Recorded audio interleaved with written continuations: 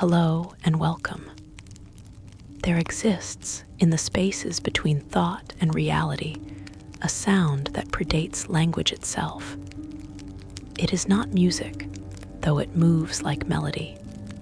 It is not speech, though it carries meaning. This sound is the heartbeat of chaos, the rhythm of pure randomness, and it has echoed through the plains since before gods learned their own names. Tonight, we listen to stories written in that ancient tongue, tales of beings caught between order and entropy, light and shadow, choice and destiny. These are not the stories of heroes who saved kingdoms or villains who sought to end them. These are the quieter tales, the forgotten whispers, the moments when the multiverse held its breath and something profound and terrible changed forever. Lore number 1, the Aasimar's Fall.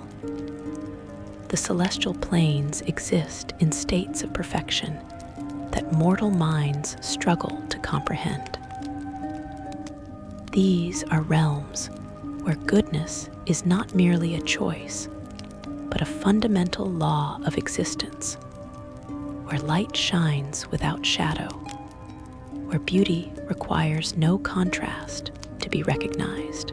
The beings who dwell in these places, the angels and archons and other servants of righteousness, know nothing of doubt. They have never questioned their purpose. They have never wondered if their actions might be wrong. They are goodness made manifest, and they serve the powers of light with absolute certainty. But the celestial planes do not keep all their children. Sometimes they send them away. They choose mortal vessels, men and women of exceptional virtue or remarkable destiny, and they bless their bloodlines with divine essence. The children born of these unions are called Aasimar, and they walk the material plane as living reminders that the heavens watch over mortals still. They carry within them the light of the upper planes, manifested as golden eyes or radiant skin or hair that seems to catch sunlight even in darkness. They are meant to be heroes. They are meant to inspire. They are meant to show mortals that goodness is possible, that righteousness can triumph, that the light will always overcome the dark. This is the story of one who failed that purpose. This is the tale of an Aasimar who fell not into evil, but into something far more complicated, something that the celestial powers had not anticipated. This is the account of what happens when divine light learns to hate. Her name was Seraphine, though she bore that name for only the first 20 years of her life. She was born in a small village on the outskirts of a kingdom, whose name has been lost to history. Her mother was a healer, known throughout the region for her gentle hands and compassionate heart. Her father was unknown, but the villagers whispered that he must have been something more than mortal, for Seraphine emerged from the womb glowing with soft golden light. Her eyes were the color of sunlight through honey. Her skin seemed to shimmer when she laughed. She was beautiful in a way that transcended mere physical appearance. She was beautiful in the way that dawn is beautiful, promising, and pure. The celestial guide came to her on the night of her 7th birthday. This is the way of the Aasimar, for they do not walk their paths alone.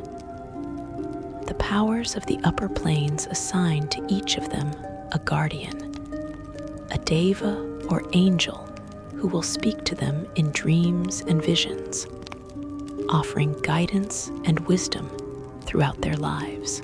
Seraphine's guide appeared as a being of pure white light, radiating warmth and certainty. The angel told her that she had been chosen for a great purpose. She would become a paladin, a warrior of righteousness who would defend the innocent and strike down evil wherever it manifested. The light within her would be a weapon against darkness, and through her deeds, countless lives would be saved. Seraphine accepted this destiny without question. How could she refuse? She was 7 years old, and an angel had spoken to her. She trained as she grew, learning the ways of combat and the prayers that would channel divine power through her mortal form. By the time she reached her 20th year, she had become everything her guide had promised.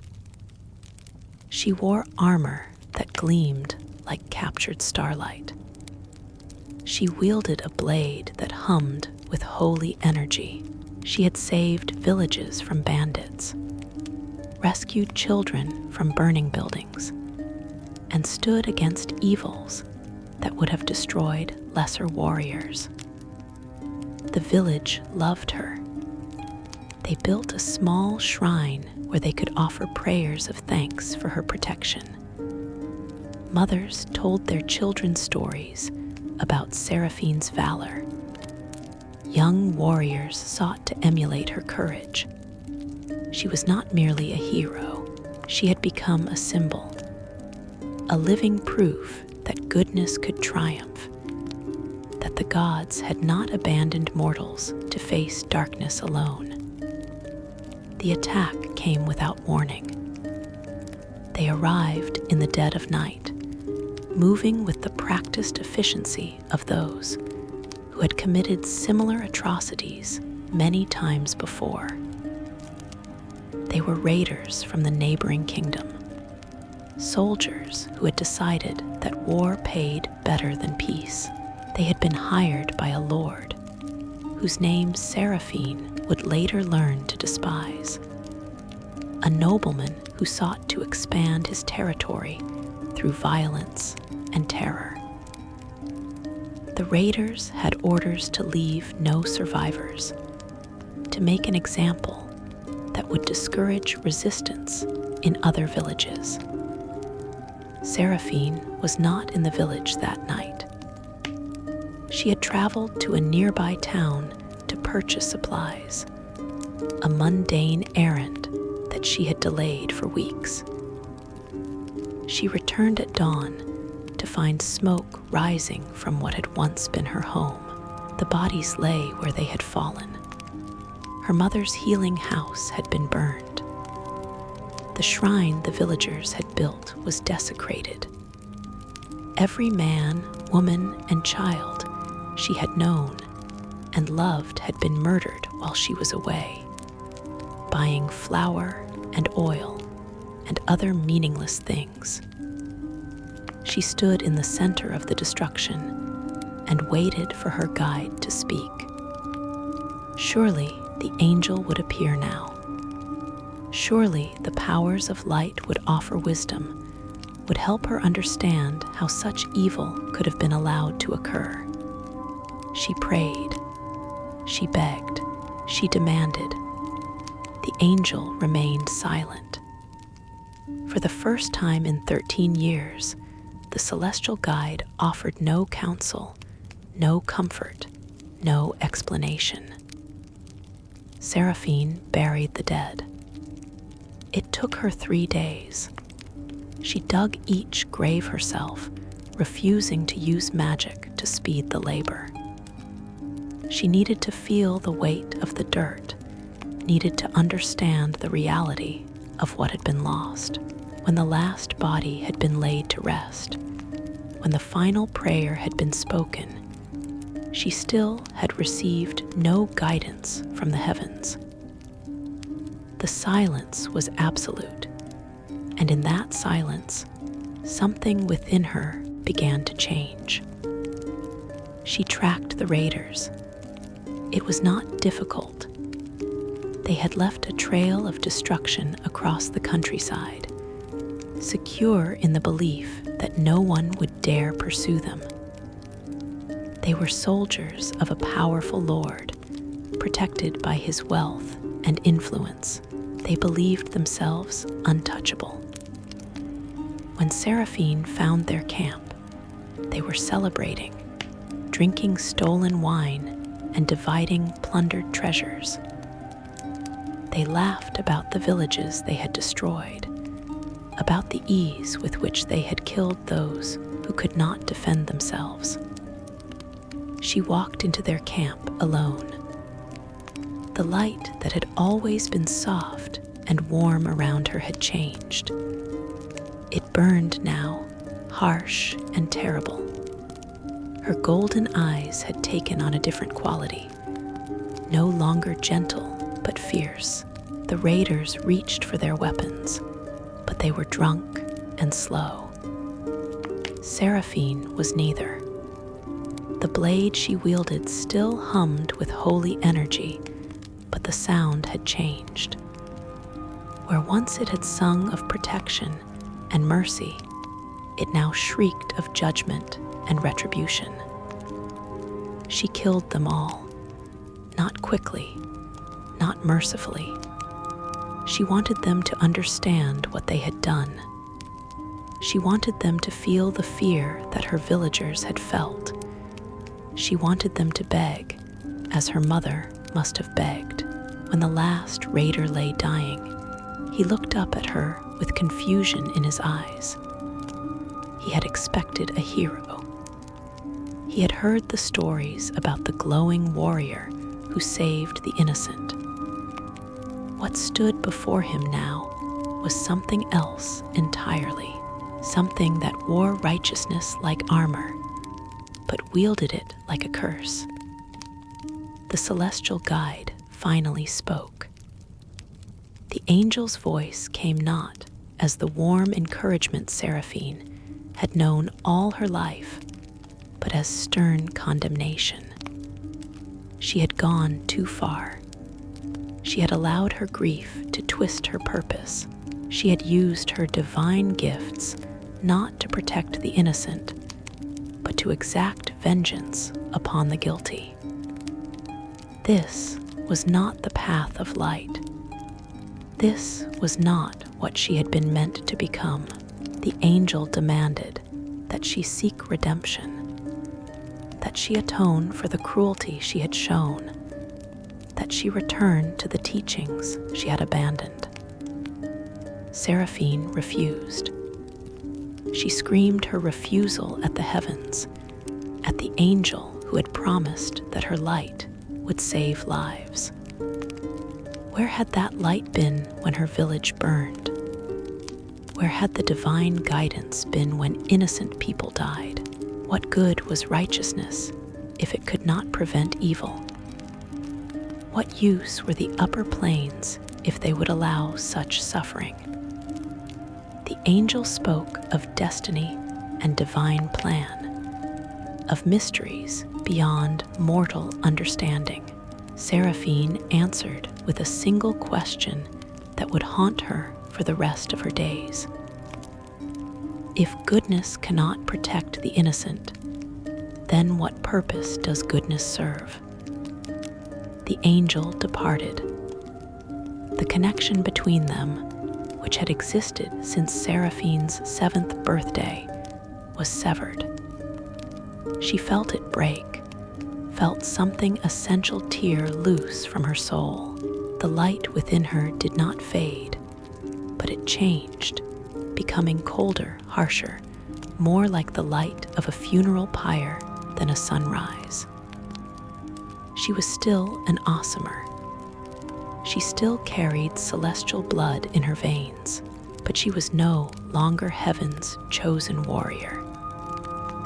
She had become something else, something that the celestial planes had no name for. She went to the Lord who had hired the raiders. He lived in a fortress, surrounded by guards and protected by wealth accumulated through decades of cruelty. He believed himself safe behind stone walls and loyal soldiers. Seraphine walked through those walls as if they were made of shadow. The light around her burned through matter, carving passages where none had existed. The guards who tried to stop her found their weapons melting in their hands, their armor becoming too hot to wear. She left them alive. They were not the ones she sought. The Lord died slowly. Seraphine ensured that he understood why. She made him list the villages he had destroyed, made him speak the names of those he had ordered killed. When he could no longer remember them all, when his memory failed under the weight of his own atrocities, she told him the truth. He would not be remembered as a powerful lord. History would forget his name, but the dead would remember. The innocent he had murdered would carry his memory into whatever afterlife awaited them. And there, in the presence of powers greater than any mortal noble, he would face true judgment. Word of what she had done spread across the kingdoms. The stories that had once celebrated her heroism took on a darker tone. She was no longer Seraphine the Radiant. She had become the fallen light, the avenging radiance, the broken dawn. Parents still told stories about her to their children, but now those stories carried warnings. Be good, they said, or the fallen light will find you. Hurt the innocent, and she will come for you. There is nowhere you can hide from one who carries heaven's light twisted into hell's purpose. Other Aasimar heard the tales and felt conflicted. Some condemned her, agreeing with the celestial guides that she had betrayed her divine purpose. Others understood. They too had experienced moments when the heavens seemed distant, when prayers went unanswered, when evil triumphed despite their best efforts. They wondered if perhaps Seraphine had not fallen at all. Perhaps she had simply chosen a different kind of righteousness, one that valued justice over mercy, vengeance over forgiveness. The years passed. Seraphine continued her work, hunting those who preyed upon the helpless. She did not save villages anymore. She punished those who destroyed them. She did not heal the wounded. She avenged the dead. The light within her remained, but it had become something that made people uncomfortable to look upon. It was too bright, too harsh, like staring directly into the sun. It promised not salvation but judgment, and that judgment was absolute. She aged slowly, as Aasimar do, their celestial blood granting them years beyond mortal measure.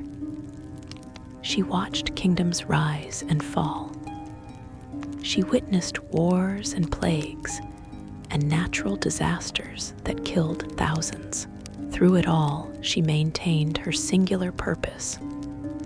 Evil must be punished. The guilty must pay. If the gods would not protect the innocent, then she would avenge them. If heaven would not provide justice, then she would carve it from the bones of the unrighteous. There were those who sought to stop her. Paladins of the traditional orders, those who still followed the guidance of the celestial planes, came to bring her to justice. They called her a murderer, a vigilante, a fallen creature who had abandoned the light. She defeated them all. her power had not diminished with the loss of her celestial guide. If anything, it had grown. Rage, it seemed, could fuel divine magic as effectively as righteousness. Vengeance could channel power as readily as mercy. The upper planes had not anticipated this. They had assumed that to abandon righteousness was to lose all divine favor. They had not considered that justice and vengeance might be two sides of the same coin. Seraphine never sought redemption. She never asked for forgiveness. She did not believe she needed either. She had not betrayed her purpose. The celestial planes had betrayed theirs. They had promised to protect the innocent, to champion the weak, to stand against evil. Yet they sat in their perfect realms and did nothing while mortals suffered. They offered guidance and wisdom, but never action. They lit the way, but never walked the path. If that was righteousness, then she wanted no part of it. In the end, she became a legend that transcended any single truth. To some, she was a cautionary tale about the dangers of letting grief corrupt divine purpose. To others, she was a hero who had chosen a harder path than the one the heavens prescribed. To the wicked, she was terror made manifest, proof that evil could not escape judgment forever. To the innocent, she was complicated comfort, a reminder that someone, somewhere, remembered those who had been forgotten by gods and mortals alike. The celestial planes never sent another guide to replace the one she had rejected. Perhaps they understood that she would not listen. Perhaps they realized that some falls cannot be prevented, only witnessed. Or perhaps they came to recognize that Seraphine had revealed a truth they had not wanted to acknowledge. Light can be warm or it can burn. Righteousness can protect or it can punish. And divine purpose is not always as clear or simple as the angels would like to believe. Seraphine walks still, according to some accounts, though centuries have passed since the night her village burned. She appears in places where evil has triumphed, where justice has been denied, where the innocent have been forgotten. She is the last thing that tyrants see. She is the nightmare that haunts those who believe themselves above consequence. She is the fallen light, and she carries within her the terrible lesson that the celestial planes learned too late. When heaven fails to protect its children, some of those children will learn to protect themselves, and heaven may not approve of the methods they choose. Lore number 2, the Flumph's ancient warning. There are places beneath the world where darkness is not merely the absence of light, but a presence unto itself. The Underdark stretches below the surface realms like a second world, a mirror image cast in shadow and stone. Its tunnels wind for thousands of miles, connecting caverns vast enough to hold entire cities, passages so narrow that even the smallest creatures must squeeze through sideways, and chasms so deep that stones dropped into them are never heard to strike bottom. This is a realm where up and down lose meaning, where time flows differently than it does beneath open sky, where creatures have evolved in ways that surface dwellers cannot imagine. Among the countless species that inhabit the Underdark, there exists one that should not be there at all. They are called Flumphs, and they are anomalies in a realm of horrors. They float through the darkness like jellyfish drifting through lightless ocean depths, their bodies soft and translucent, glowing with a gentle bioluminescence that marks them as targets in a place where anything that can be seen can be killed. They are small, harmless, and good-natured in a domain ruled by drow and mind flayers, by beholders and aboleths, by creatures that view goodness as weakness and kindness as prey. The question that scholars have asked for generations is simple. Why do the Flumphs survive? They possess no natural weapons. They cannot fight. Their only defense is a noxious spray that irritates more than it injures.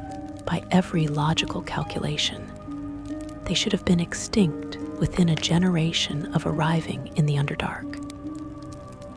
Yet they persist, drifting through the darkness, feeding on the psionic energy that saturates the deep places, surviving against all odds and evolutionary logic.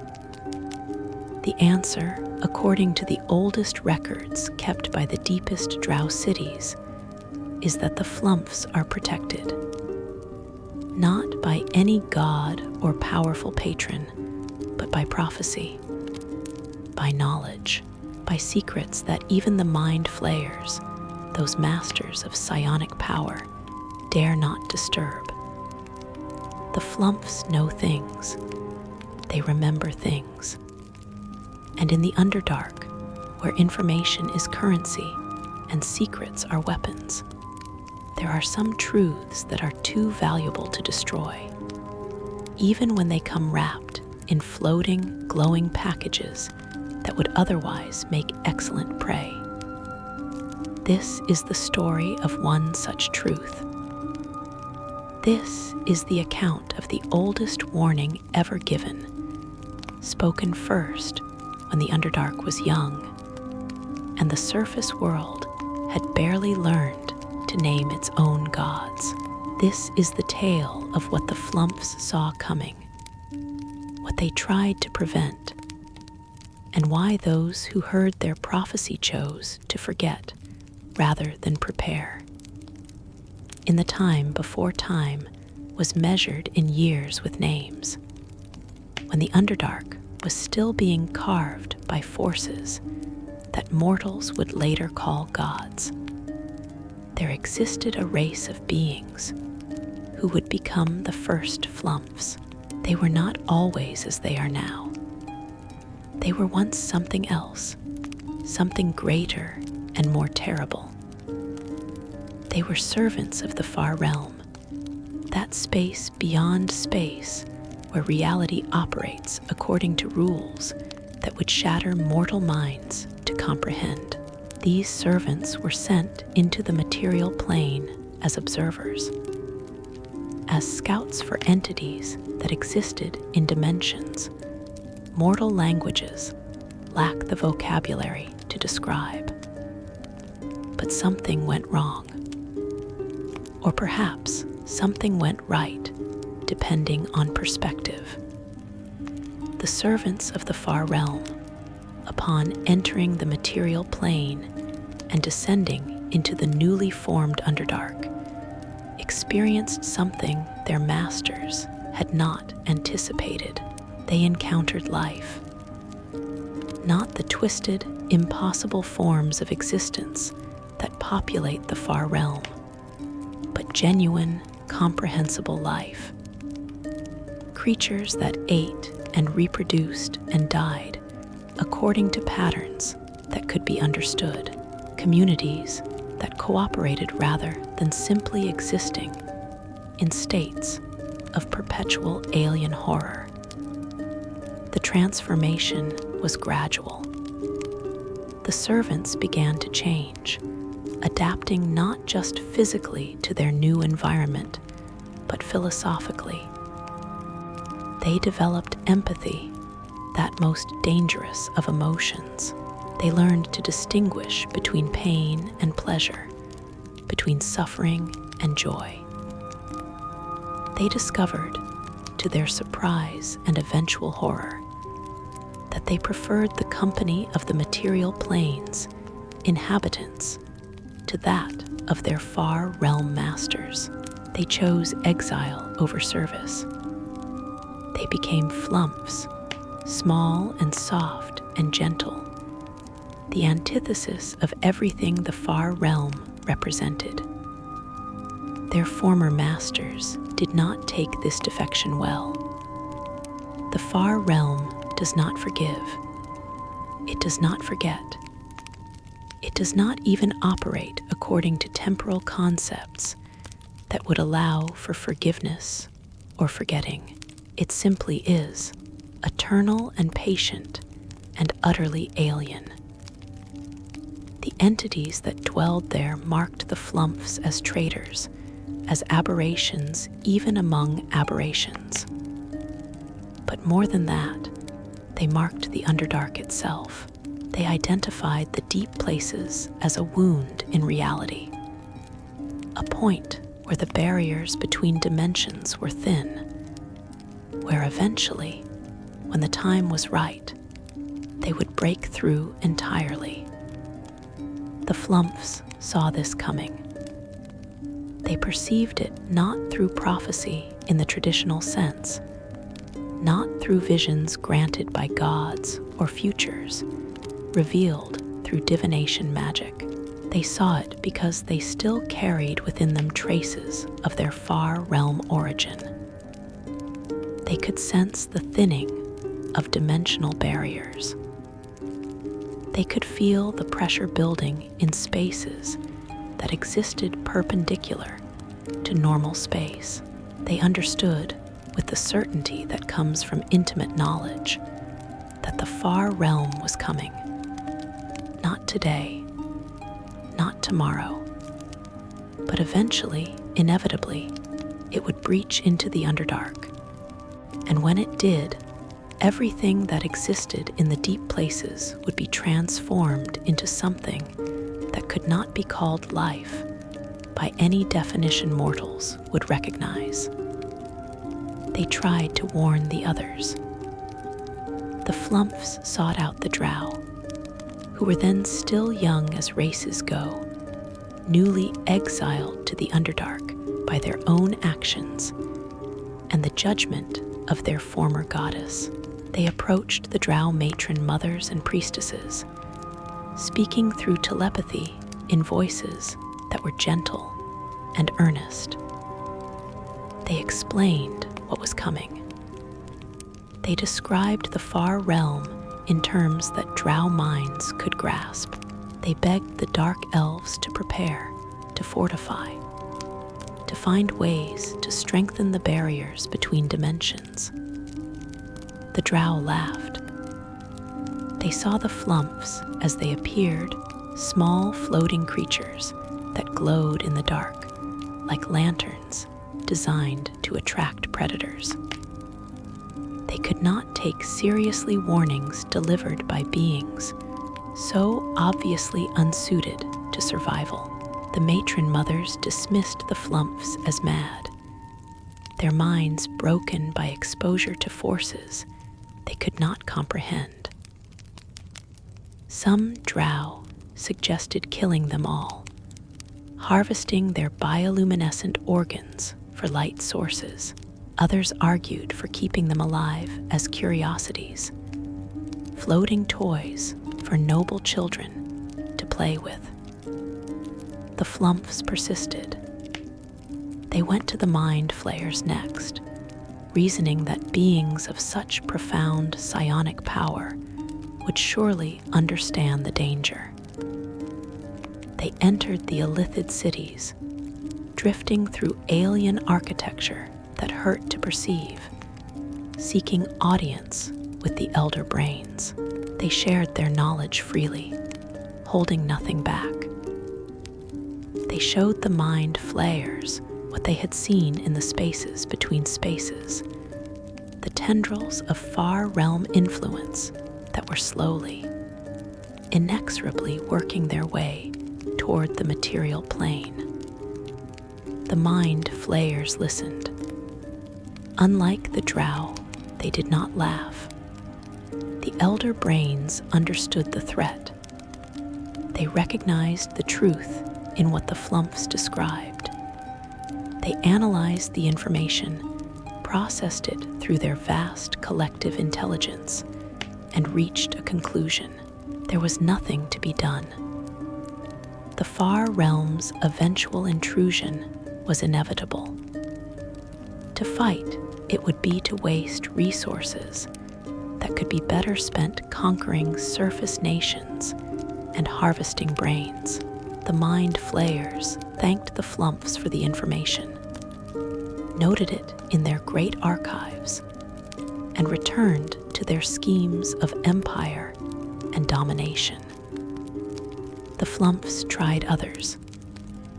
They sought out the deep gnomes, the Sverfneblin, who carved lives of quiet dignity from the stone. The Sverfneblin listened more sympathetically than the drow had, but they were too focused on their own survival to worry about theoretical future catastrophes. They had drow slave raids to survive, mind flayer hunting parties to evade, and 1,000 other immediate dangers. A threat that might arrive in 1,000 years was not their priority. The Aboleth, those ancient creatures that claimed to remember times before the gods themselves, simply consumed the Flumphs who approached them. The beholders, paranoid and mad, saw the warnings as tricks designed to distract them from their real enemies. The Duergar, gray dwarves consumed with bitterness and greed, could not imagine a threat they could not forge weapons to fight. One by one, the Flumphs approached every major race and power in the Underdark, and one by one, their warnings were dismissed or ignored. Centuries passed, millennia. The Flumphs retreated into their own communities, small enclaves hidden in remote caverns where they could live in peace. They continued to monitor the dimensional barriers, watching as the pressure built, as the walls between realities grew thinner. They documented what they observed, creating archives of knowledge stored not in books, but in shared memories, psionic records that could be passed from one generation to the next through direct mental communion. And they discovered something that made their ancient warning even more urgent. The far realm was not simply breaking through at random points. It was being called. Somewhere in the deepest, darkest parts of the Underdark, beings were conducting rituals that weakened the barriers intentionally. Whether these cultists knew what they were truly summoning, or whether they believed themselves to be contacting demons or devils, the Flumphs could not determine. But the effect was the same. The far realm was being invited in. The Flumphs tried again to raise the alarm. They sought out younger generations of drow, of mind flayers, of all the races that dominated the Underdark. They found that their old warnings had been forgotten entirely. No one remembered that the floating, glowing creatures had once prophesied doom.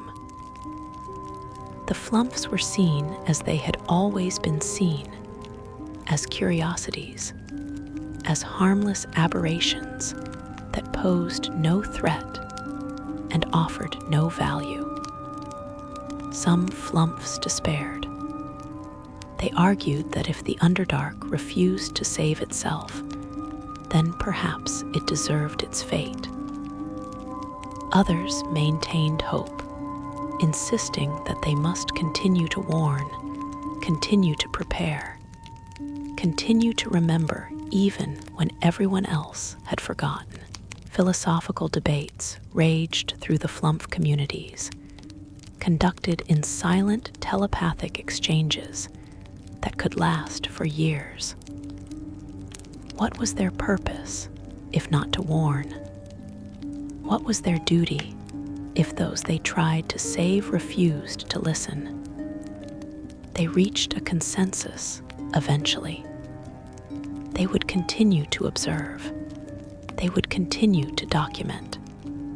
And they would continue to exist, maintaining their presence in the Underdark, so that when the far realm finally broke through, there would be witnesses who understood what was happening. Someone needed to remember the before times, to recall what reality looked like when it operated according to rules that made sense.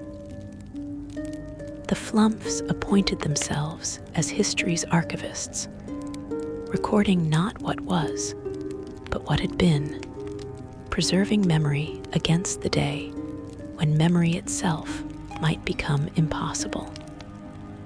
The cultists who weakened the dimensional barriers continued their work.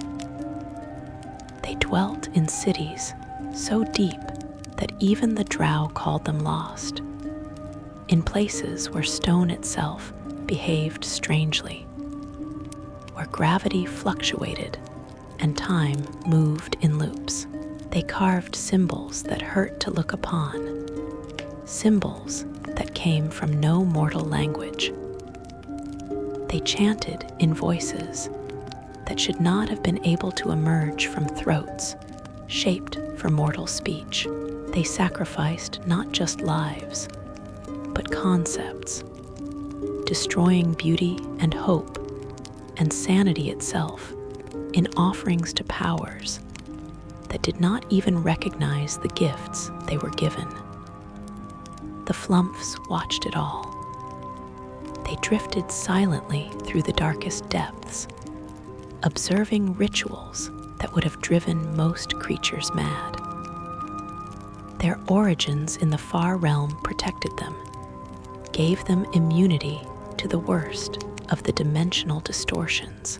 They memorized every detail, recorded every horror, maintained perfect clarity of mind, even as they witnessed reality beginning to fray at its edges. And in the deepest place of all, in a cavern that existed in more dimensions than the standard 3, they found the epicenter. Here, the cultists had succeeded beyond their wildest imaginings. They had created a permanent breach, a wound in reality that could not close, through which the far realm pressed like an infection seeking to spread. The breach was small, no larger than a doorway, but it was enough. Through it, things were emerging. Not creatures, not entities, but ideas made manifest, thoughts given form, concepts that should never have existed anywhere outside the far realm's alien physics. The Flumphs understood that their ancient prophecy was coming true, not in the distant future, not in 1,000 years. Now, today, the far realm was arriving, and all their warnings had been for nothing. The Underdark was unprepared. The surface world did not even know the danger existed. Reality itself was about to learn what it meant to be invaded by unreality, and there was no one left to stop it. They did the only thing they could do. They sealed the chamber.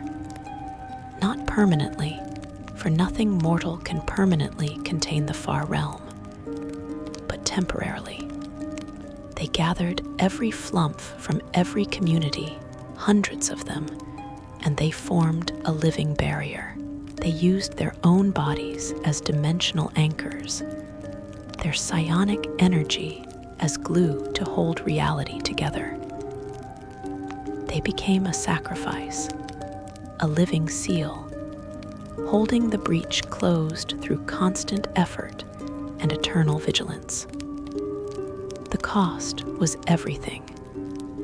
The Flumphs who formed the seal could never leave. They would remain there until they died, and as they died, others would take their place.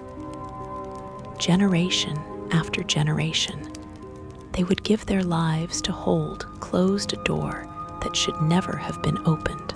They would receive no recognition for this service. No one would know they were doing it.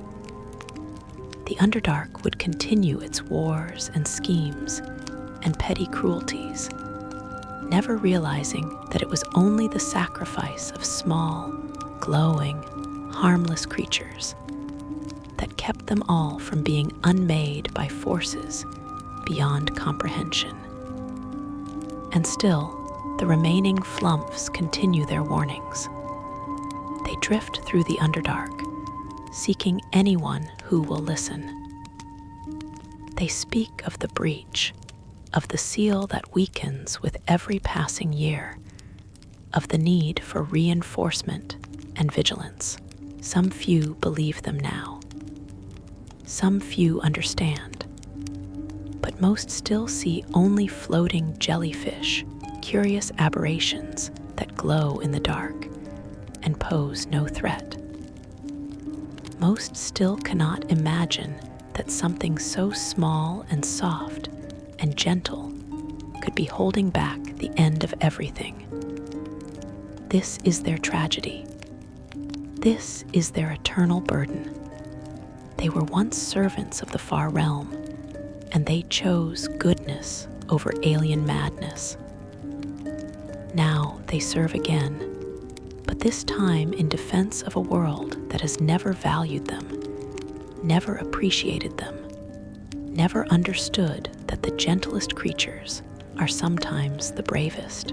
They are the forgotten guardians, the dismissed prophets, the warning that no one heeds. And they continue because that is what they chose when they abandoned the far realm. They chose to care. They chose to protect. They chose to remember. And somewhere in the deepest dark, their kin still hold the seal, glowing softly in the absolute blackness, the only light between reality and the realm that dreams of consuming it. Lore number 3, the Cambion's choice. The 9 hells operate according to principles that mortals find difficult to comprehend. It is a realm of absolute hierarchy, of contracts written in blood and souls, of power structures maintained through millennia of careful manipulation. Every devil knows its place. Every creature understands its role.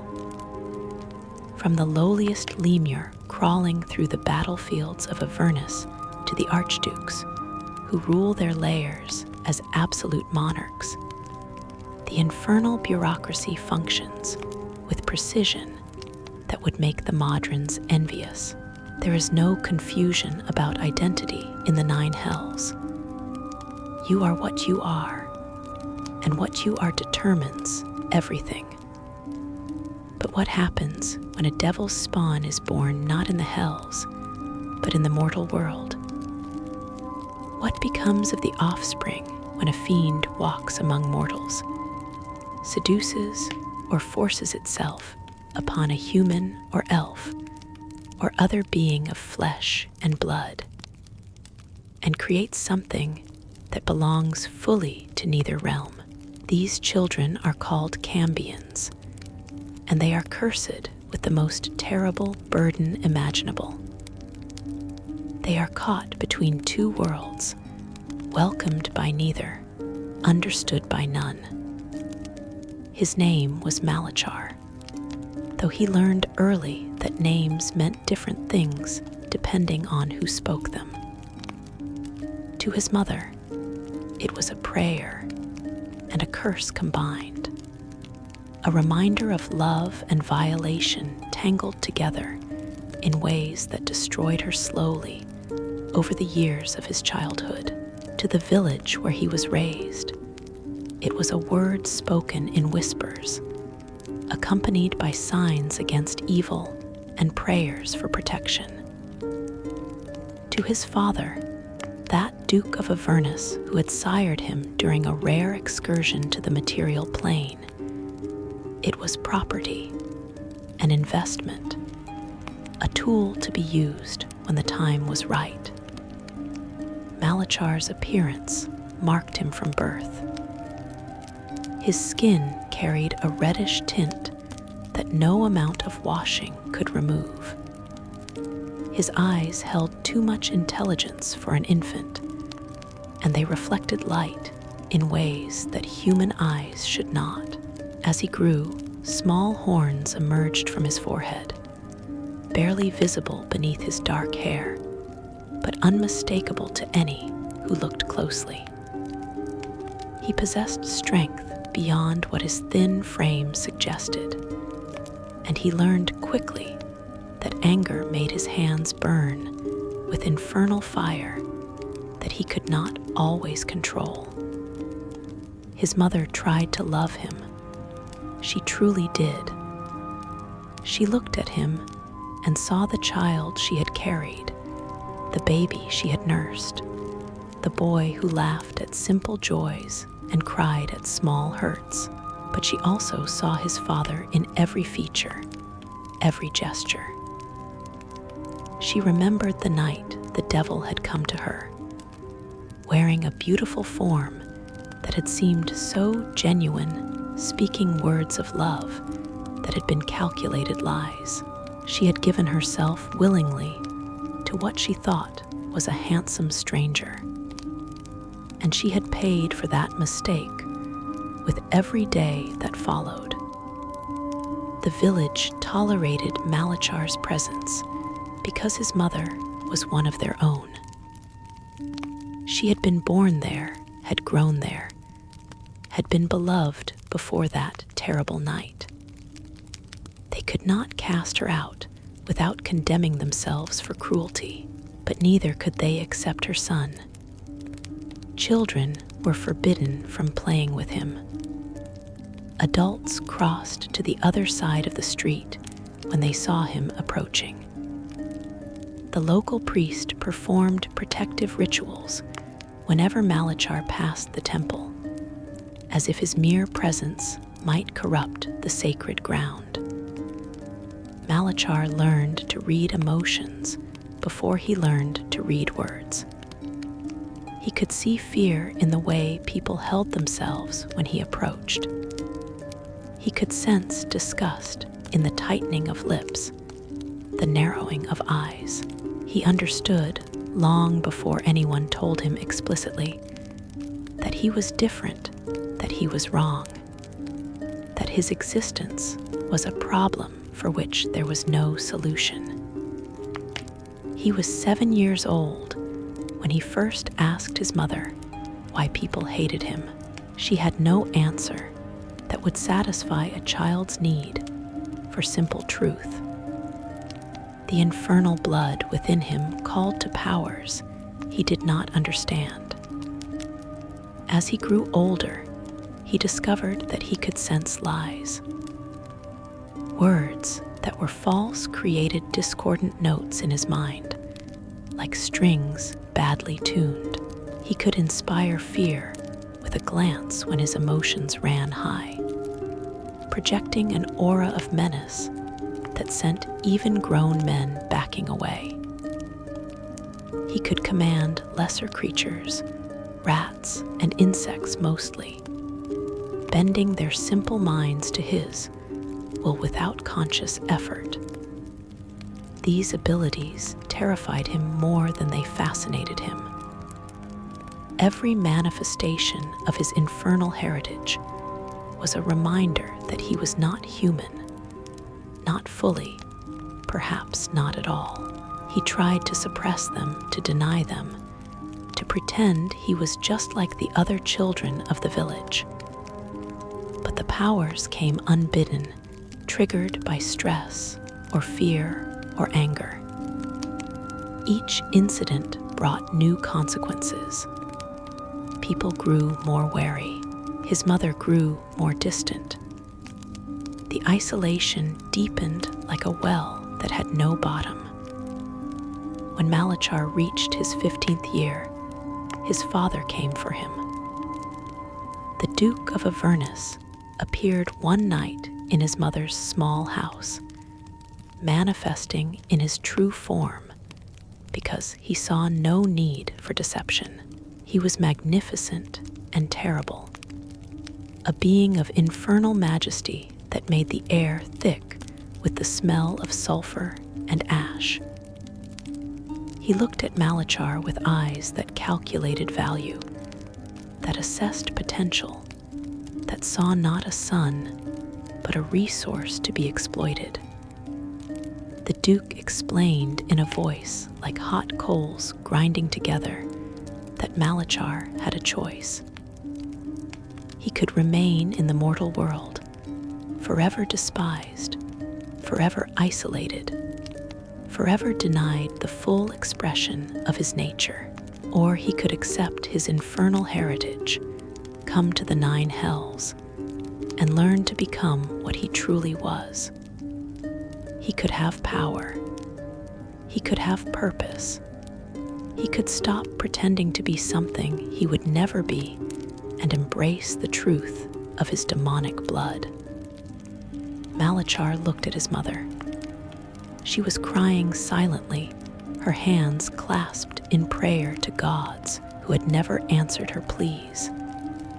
She did not tell him to stay. She did not beg him to refuse. She had no words left. She had spent 15 years watching her son suffer for circumstances beyond his control, and she had no solution to offer, no hope to provide. Her silence was permission and abandonment combined. He refused his father, not out of virtue, not out of nobility. He refused because accepting would be admitting that the village had been right all along.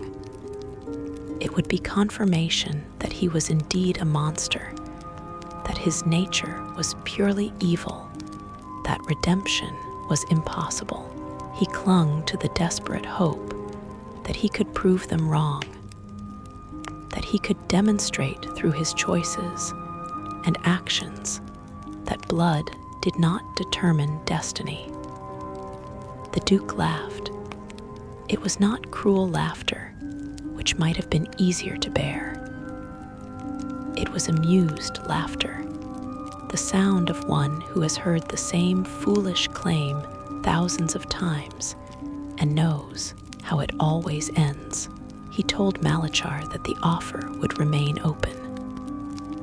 When the mortal world finally broke him, when isolation and hatred ground down his resistance, when he realized that goodness would never accept him no matter what he did, the 9 hells would welcome him.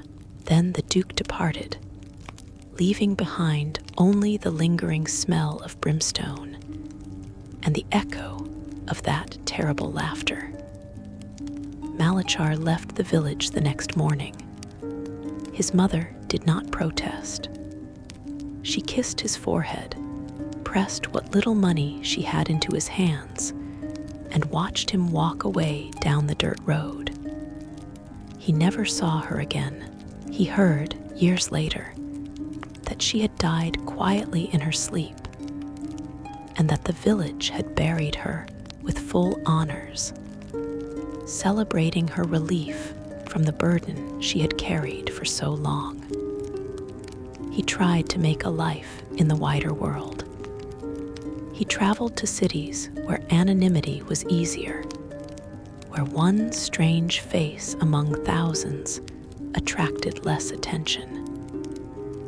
He took work where he could find it, usually jobs that required strength or intimidation, but not trust. He guarded caravans, worked as muscle for merchant houses, occasionally hired himself out as a bounty hunter for those who did not ask too many questions about methods. But everywhere he went, his nature revealed itself eventually. The horns he hid beneath hoods. The red-tinted skin he explained as a birthmark. The strange eyes he attributed to a rare condition. But the aura of wrongness that surrounded him, that sense that something was not quite right about him, that could not be hidden. People's instincts warned them away. Animals grew nervous in his presence. Children cried when he came near. He tried to do good. He saved a family from bandits once, asked for no payment, hoped that heroism might redeem him in his own eyes, if not in the world's. The family thanked him with terror in their voices and fled as soon as they were able. He returned stolen goods to their rightful owners, intervened in robberies, prevented murders when he encountered them. Each good deed was met with suspicion.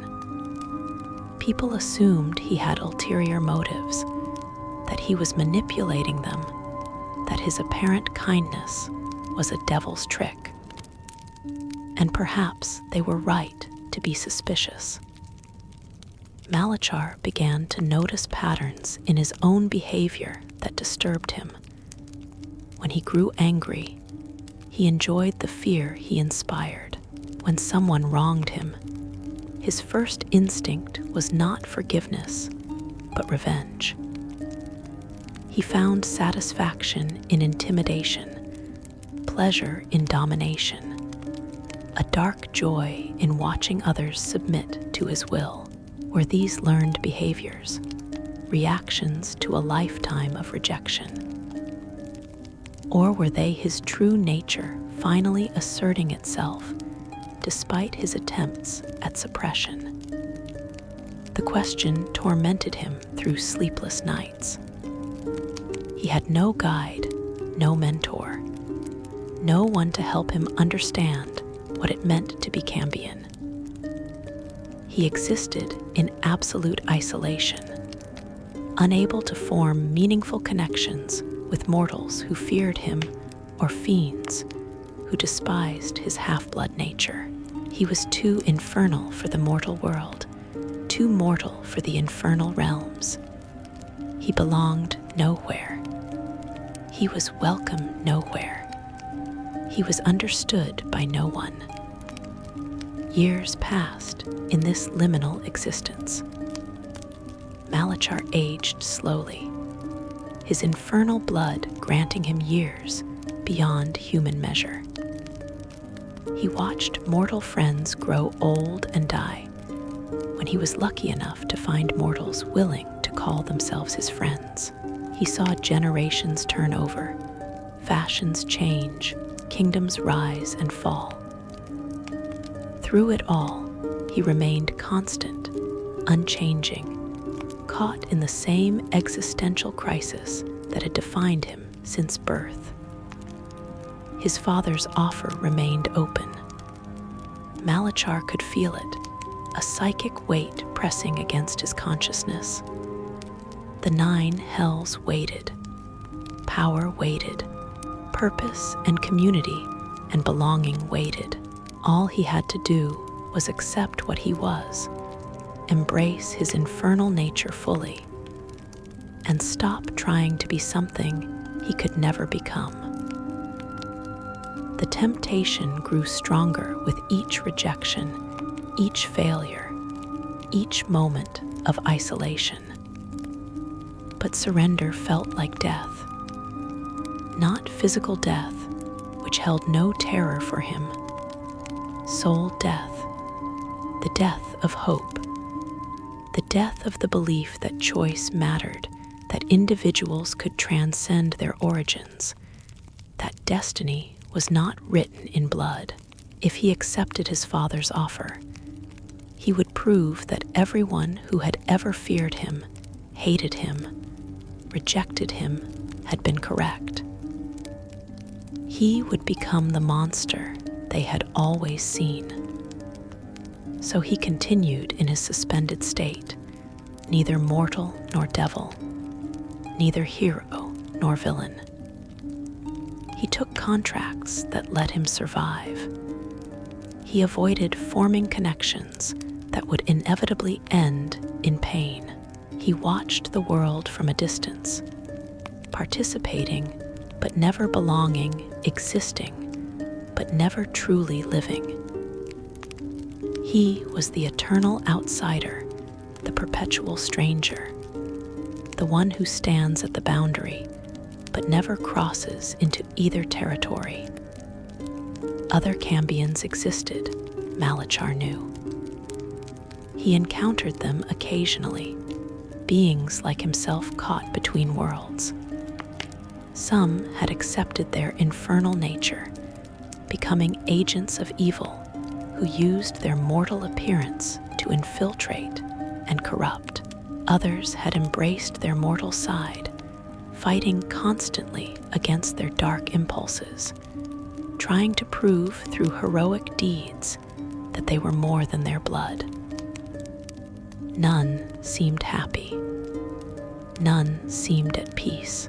All carried the same fundamental wound, the knowledge that they would never be fully accepted anywhere. The multiverse offered no answers to Cambions. The gods of good viewed them as irredeemable, tainted by infernal essence that could not be cleansed. The gods of evil saw them as weak, diluted by mortal blood that prevented them from achieving true fiendish power. Philosophers debated whether Cambions possessed souls, whether they could achieve redemption, whether free will existed for beings whose very nature was split between opposing forces. The debates changed nothing. The Cambions remained caught between, belonging to neither, condemned to eternal isolation regardless of the choices they made. Malachar still walks the plains, according to those few who claim to have encountered him. He takes different names now, moves frequently, never stays long enough for people to look too closely. He helps when he can, though he expects no gratitude. He avoids causing harm, though he no longer believes this restraint earns him any moral credit. He exists in a state of permanent suspension, waiting for nothing, hoping for nothing, simply enduring because ending his existence would be surrender of a different kind. His father's laughter still echoes sometimes in his dreams. The Duke was right about one thing. The choice Malachar made was not between good and evil. It was between accepting or denying his nature. And denial, Malachar has learned, is not the same as transcendence. He is still what he was born to be. He has simply chosen to be it alone, without community, without purpose, without the comfort of belonging to either the world he was born into or the realm his blood calls home. This is the Cambion's burden. This is the price of existing between worlds, and it is a price that lasts forever. Lore number 4, the Couatl's sacrifice. In the earliest days of the world, when gods still walked among their creations, and magic flowed as freely as water. There existed beings of pure celestial essence who chose to inhabit forms that mortals would later find both beautiful and unsettling. They were serpents, but serpents unlike any that would slither through grass or coil around tree branches. They possessed wings of brilliant feathers that shimmered with rainbow colors. Their scales reflected light, as if each one contained a fragment of sunrise. They radiated goodness as naturally as the sun radiates warmth. These were the Couatls, and they were among the first guardians placed in the material plane to watch over the younger races. The Couatls were not created as warriors, though they could fight when necessary. They were not designed as rulers, though their wisdom made them worthy counselors.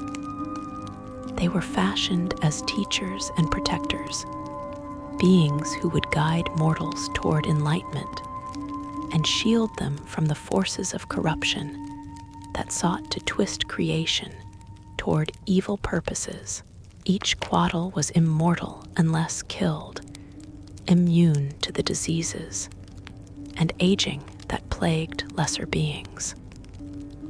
They needed neither food nor sleep, though they could partake of both for pleasure. They were, in many ways, perfect guardians for an imperfect world.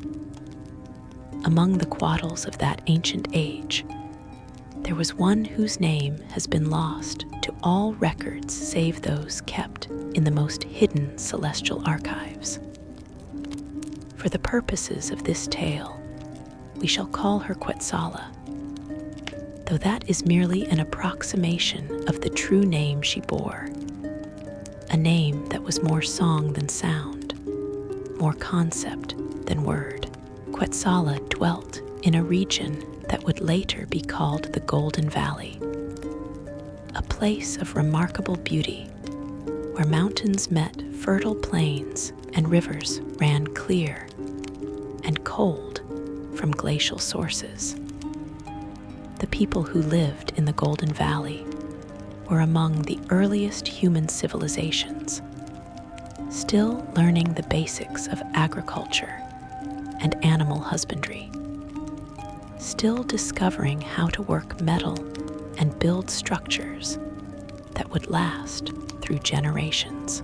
They were good people for the most part, not because they were especially virtuous, but because they were too busy surviving to contemplate elaborate evils. They knew Quetzala as the rainbow serpent, the guardian of the sky, the wise one who answers when called.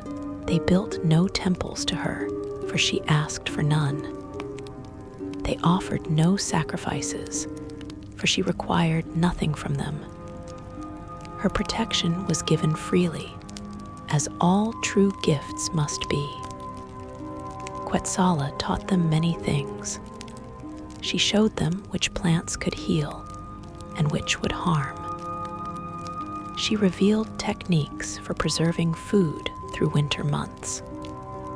She mediated disputes that might have turned violent, offering wisdom that satisfied both parties without favoring either. She watched over them as a mother watches over children, not controlling their choices, but guiding them away from dangers they could not yet perceive. The people of the Golden Valley prospered under her guardianship, and their prosperity attracted attention from powers that did not wish mortals well. The Yuan-Ti were not yet the serpent people they would become. In those early days, they were fully human, but humans who had begun to dabble in dark magics that promised power at the cost of transformation. They had discovered ancient texts left behind by entities that predated the gods. Rituals that would allow them to transcend their mortal limitations by merging their essence with that of serpents.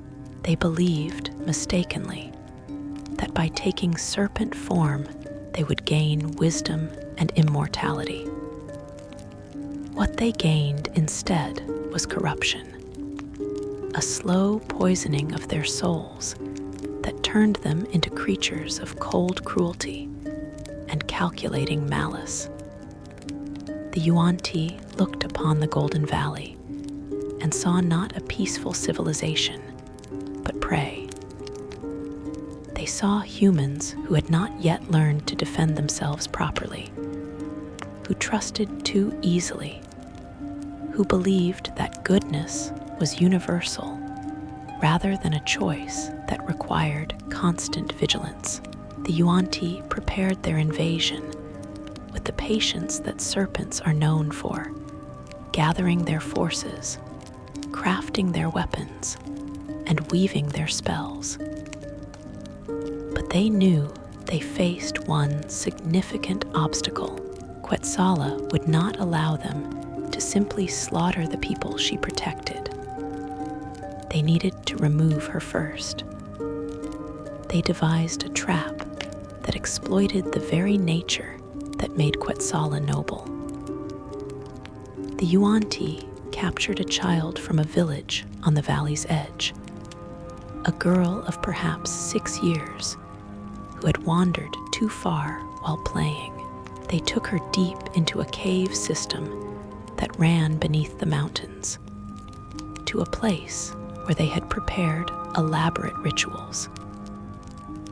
They sent word to the Golden Valley that they held the child, that they would release her unharmed if Couatl came to them alone, without summoning aid from other celestials. Couatl knew it was a trap. She possessed wisdom accumulated over centuries. She understood that the Yuan-Ti had no intention of honoring their word, that they sought only to lure her into a situation where her powers would be limited and their numbers would overwhelm her. Every rational consideration argued that she should seek help, that she should call upon other Couatls or petition the gods themselves for intervention. But the child would not survive the time such preparations would require. The Yuan-Ti had made clear that any delay would result in the girl's death. So Couatl went alone. She flew through mountain passes, following the directions the Yuan-Ti had provided, until she reached the cave mouth that led down into darkness. She folded her wings and descended into the earth, her natural radiance providing light in tunnels that had never known the sun. She called out with her telepathic voice, announcing her presence, demanding the child's release. The Yuan-Ti responded with laughter that echoed off stone walls. The ambush came from all directions simultaneously. Yuan-Ti warriors wielded weapons poisoned with venoms that could harm even celestial beings. Yuan-Ti sorcerers unleashed spells designed specifically to counter her abilities. They had prepared this battlefield with care, inscribing runes that dampened her magic, creating narrow passages where her wings were useless, positioning themselves so that she could not engage them all at once. Couatl fought with the desperation of one who knows she has made a terrible mistake, but cannot turn back. She killed many of them. Her bite delivered celestial poison that burned through Yuan-Ti flesh like acid. Her constriction crushed bone and armor alike. Her magic turned their own spells against them, reflected their curses back upon their sources. But there were too many, and they had prepared too well. Wounds accumulated across her serpentine body. Poison worked its way into her bloodstream. Her wings, those beautiful rainbow wings, were torn and broken by Yuan-ti blades. In the moment when Quetzala understood that she was going to die here in these dark tunnels far from sunlight, she made a choice that would echo through the ages. She reached deep within herself, to the core of celestial power that animated her form, and she spoke a word that had never been spoken before. It was not a spell exactly, not a prayer precisely. It was an act of pure will, a decision to transform the nature of her existence fundamentally and irrevocably. She surrendered her wings, not just the physical wings that hung broken from her back, but the concept of wings, the potential for flight, the freedom to soar above earthly concerns.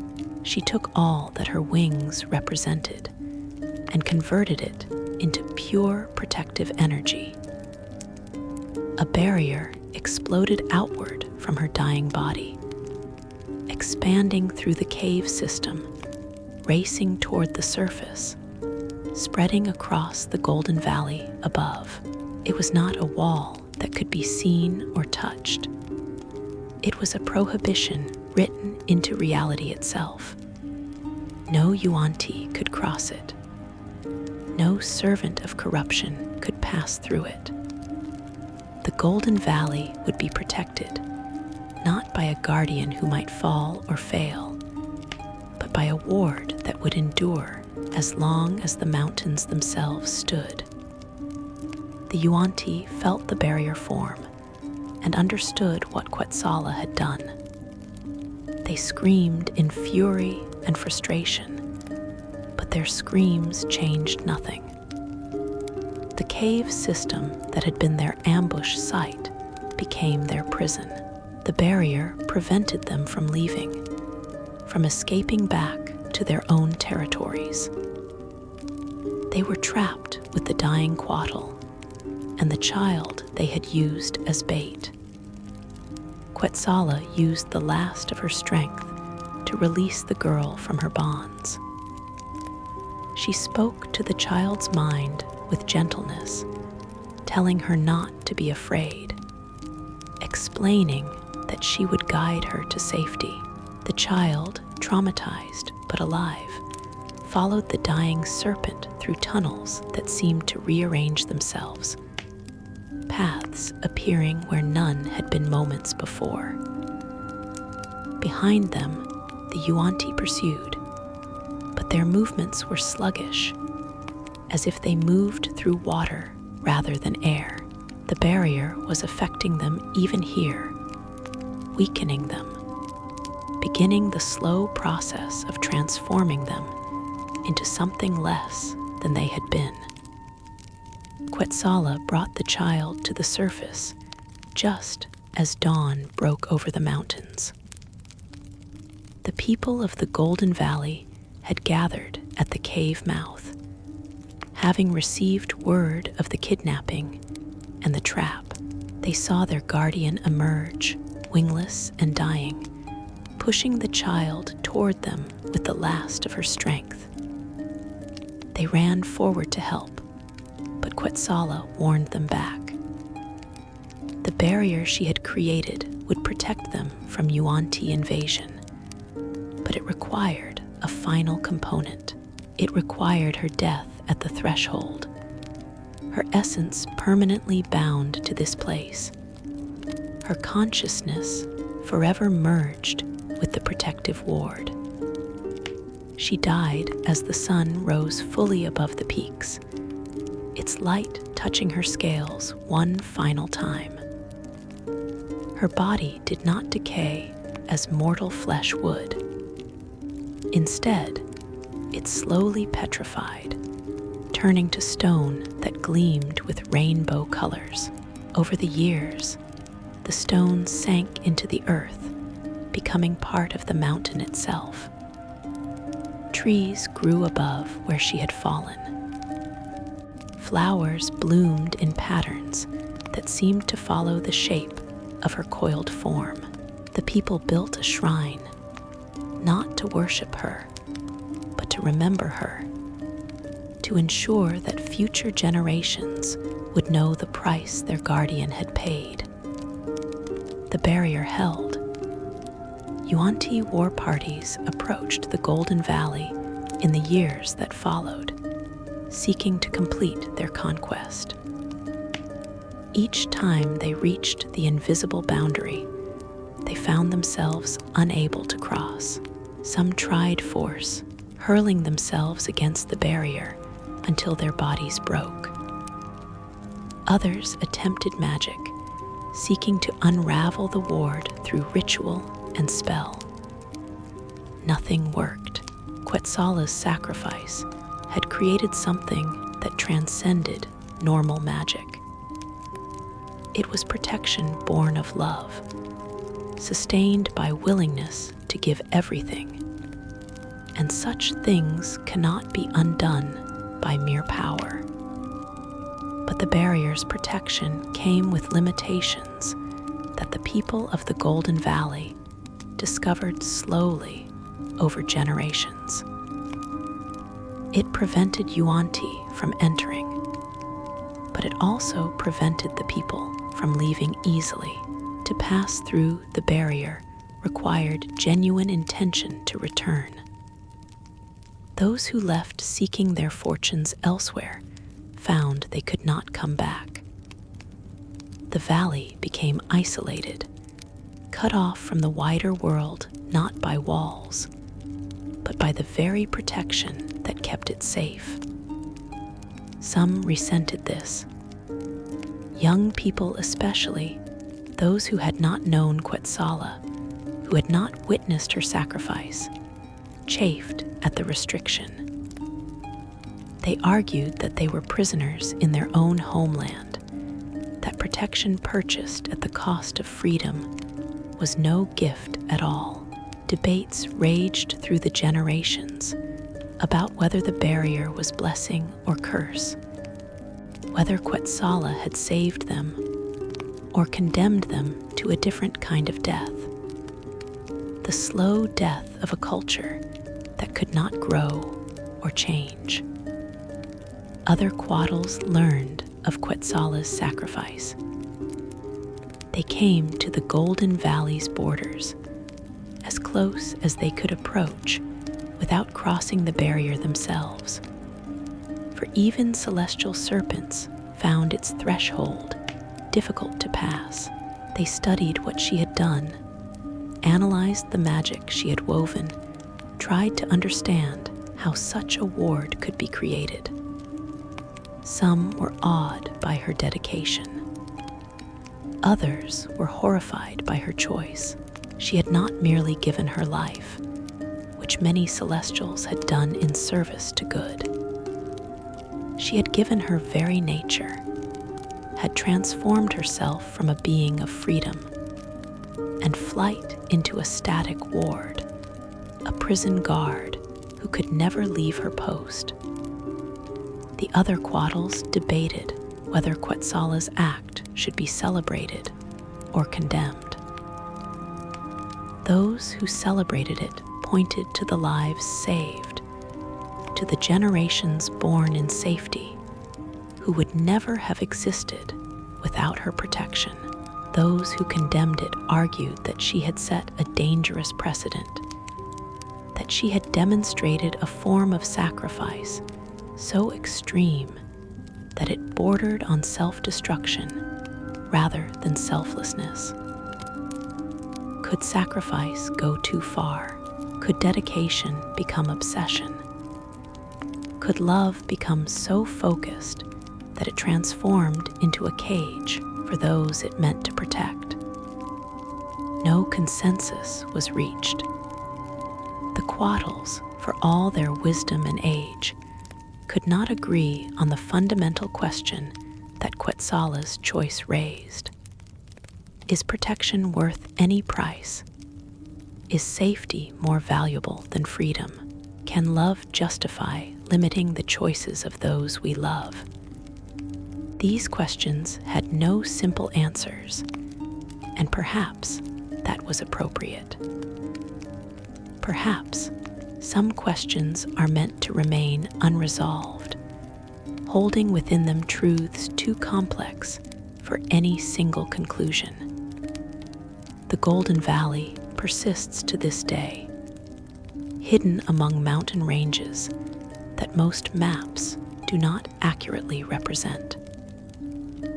The people there have adapted to their isolation, developing a unique culture that prizes what they have over what they might gain elsewhere. They tell stories of the rainbow serpent who gave her wings so that they might live. Children grow up learning that protection is not free, that safety requires sacrifice, that every blessing carries responsibility to honor those who paid its price. And deep beneath the valley, in caves that Yuan-Ti still haunt as degraded shadows of what they once were, something remains of Quetzala. Not consciousness exactly, not life in any conventional sense, but awareness perhaps, a dim knowing that her people still live, still thrive, still remember. The barrier she created draws its energy from her petrified remains, from the essence she poured into the earth at the moment of her death.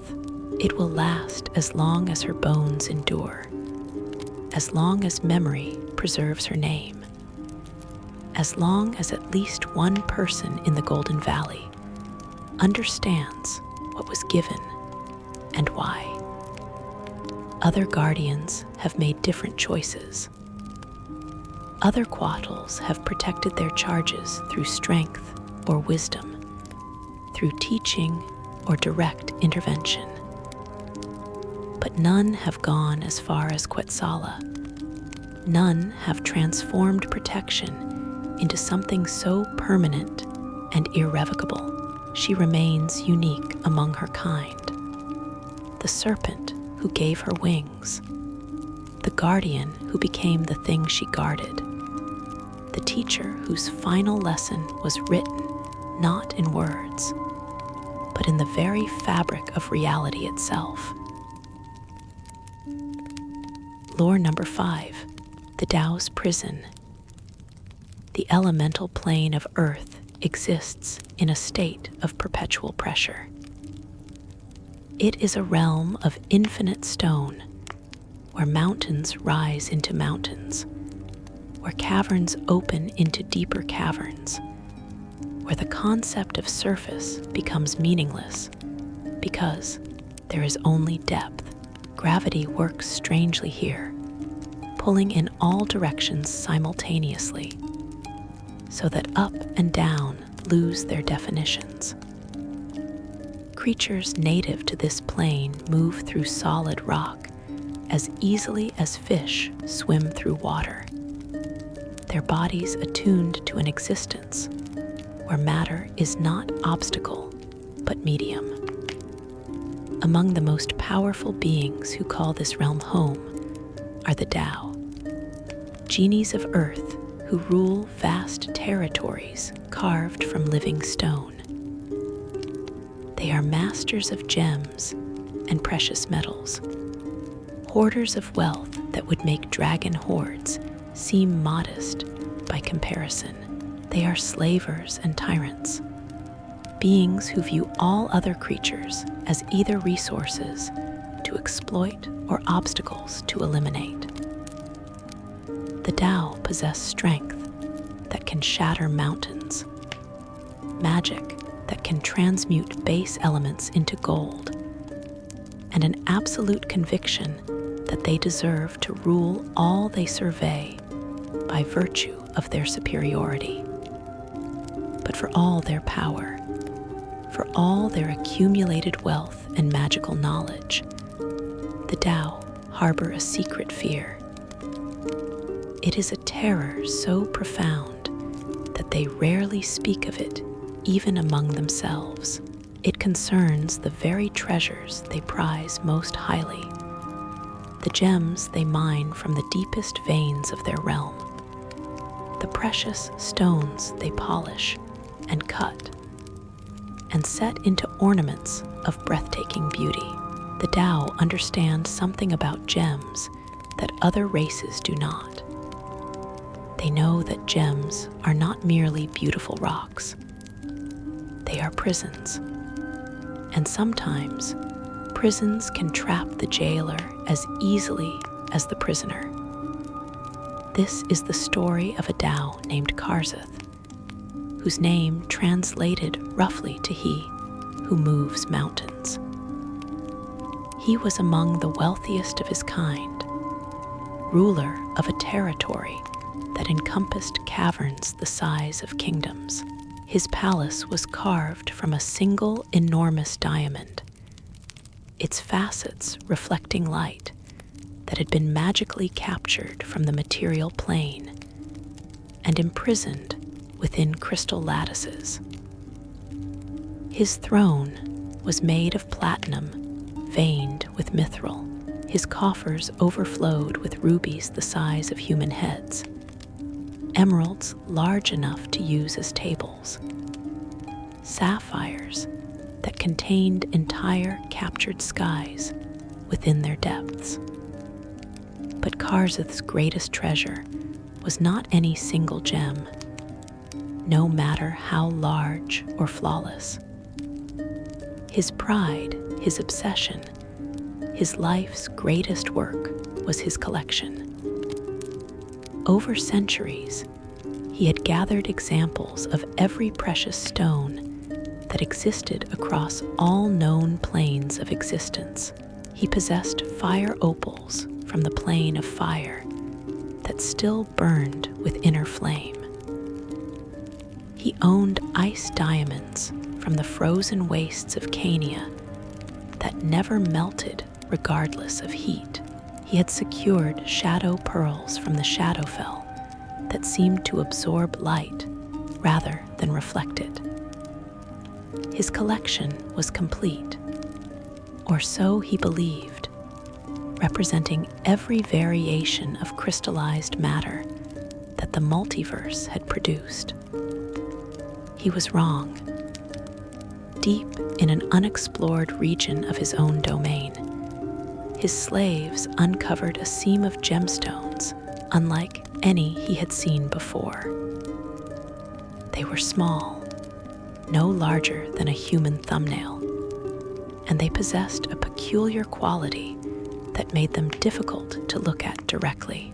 They seemed to exist slightly out of phase with reality, as if they belonged to a dimension that did not quite align with the standard 3. Colors shifted across their surfaces in patterns that suggested meaning without ever resolving into comprehensible information. When Karzeth first held one, it felt simultaneously heavy and weightless, solid and incorporeal. His court wizard, a Jinni who had been enslaved decades earlier, and now served with the resigned efficiency of one who had accepted his fate, examined the gems with growing unease. He warned Karzeth that these stones were not natural formations. They had been created, crafted through magic so ancient that its origins predated the current arrangement of the planes.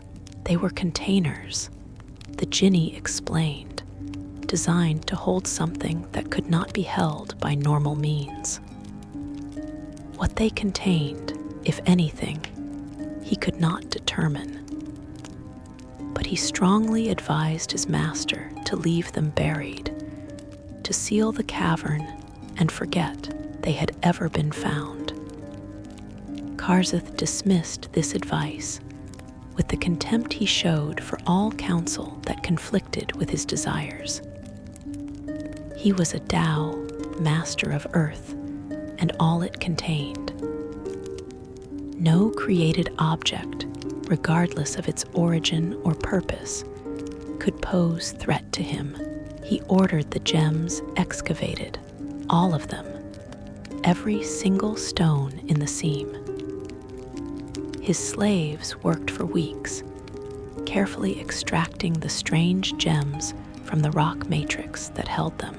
They recovered 365 of them, a number that seemed significant, though no one could explain why. The Tao had them transported to his palace, to a special vault he maintained for his most valuable acquisitions. He spent days examining them, turning them over in his massive hands, trying to understand their nature and purpose. He subjected them to every test he knew. Magical analysis revealed nothing. Physical examination provided no answers. The gems remained stubbornly mysterious, beautiful, and unsettling in equal measure. Then, on a night when the elemental plane of Earth experienced one of its rare moments of perfect stillness, when all the grinding and shifting of stone briefly ceased, Karzeth made a discovery. If he arranged the gems in a certain pattern, they resonated with each other. Not sound exactly, but something that affected reality itself. Space seemed to bend around them. Time moved differently near them, and within the pattern they formed, something became visible that had not been visible before.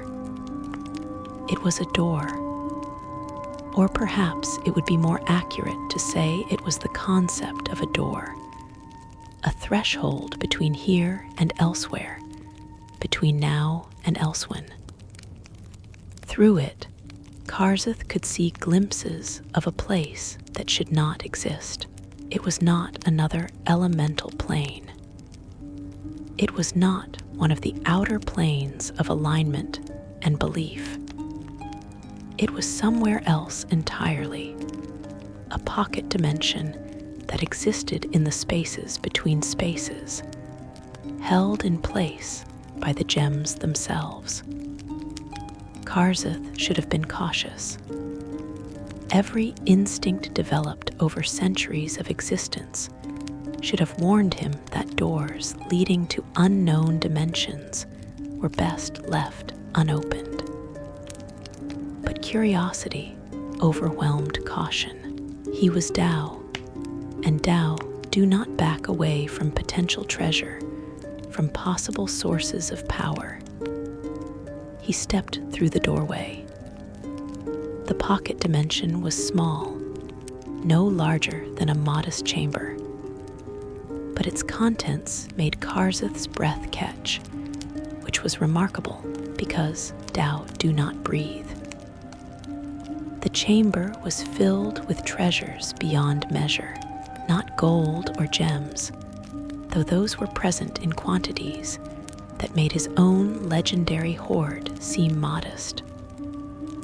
No, the true treasures were artifacts, weapons forged by gods, armor worn by heroes whose names had been forgotten for eons, tomes containing magic that predated the current reality, staffs that hummed with power so great that even approaching them made the air thick and difficult to move through. At the center of the chamber stood a pedestal, and upon that pedestal rested a single gem. It was massive, larger than Karzeth's own considerable torso. It was cut in a way that seemed mathematically impossible, with more facets than three-dimensional space should allow. Colors moved within it that had no names, that mortal eyes would not be able to perceive. And deep within the gem, something moved, something aware, something that had been waiting. Karzeth reached for the gem. His hand had not even touched its surface when he understood his mistake.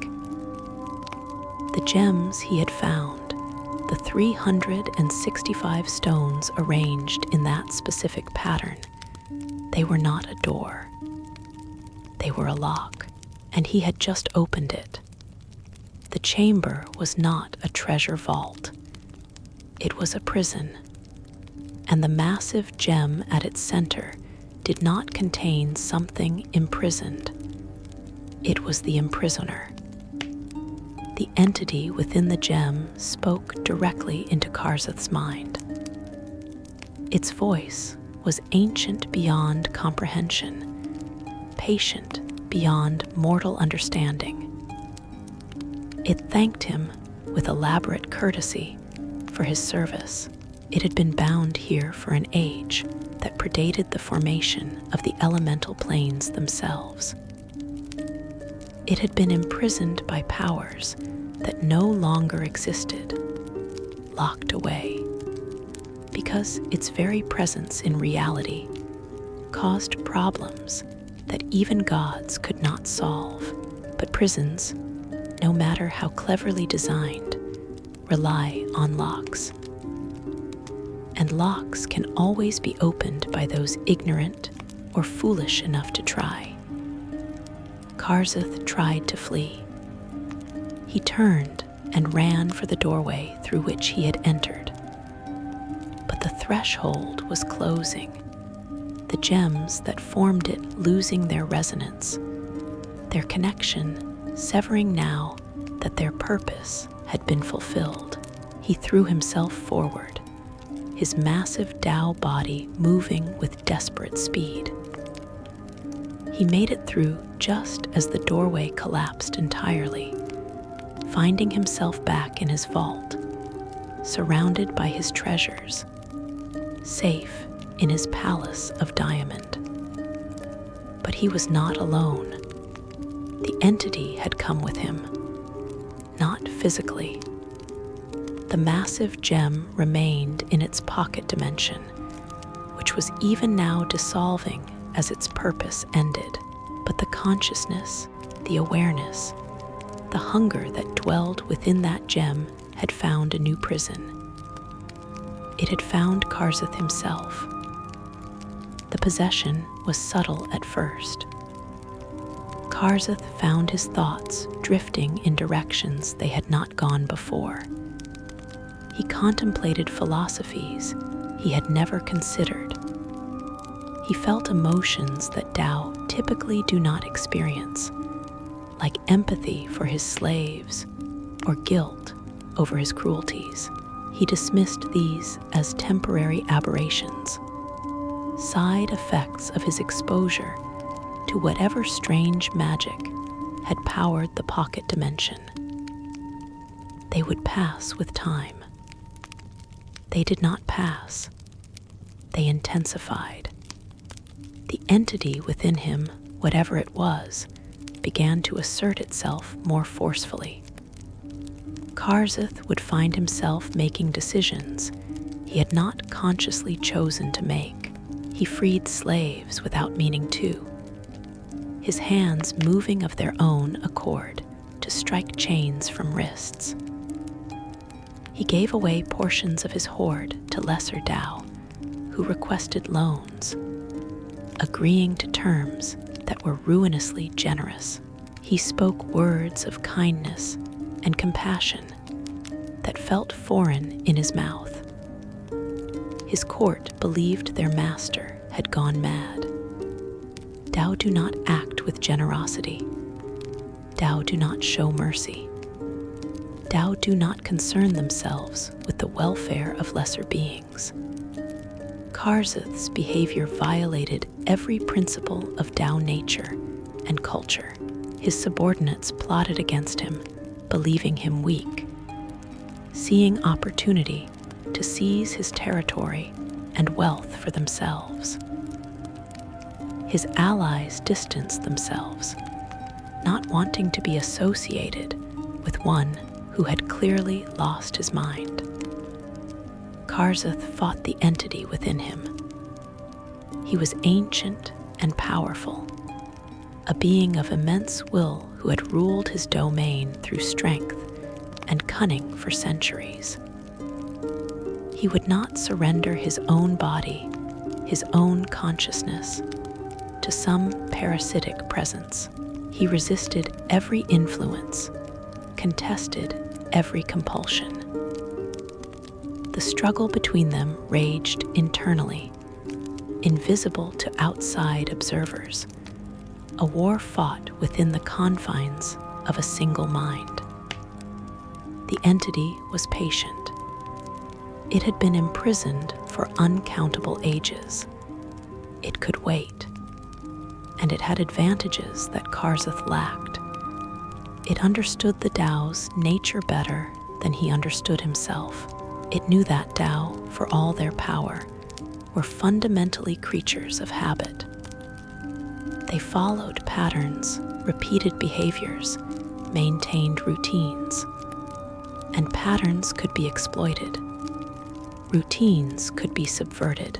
Habits could be turned into prisons more secure than any gem. Slowly, inexorably, the entity gained ground. It was not trying to destroy Karzeth or replace him entirely. That would defeat its purpose. What it needed was a host, a vessel that could move through the material plane and interact with physical reality in ways that a consciousness trapped in a gem could not. It needed Karzeth alive and functional, but it needed him compliant, transformed into a willing or unwilling puppet. The transformation took years. From the outside, Karzeth appeared to recover from his madness. He stopped freeing slaves randomly. He ceased giving away his wealth.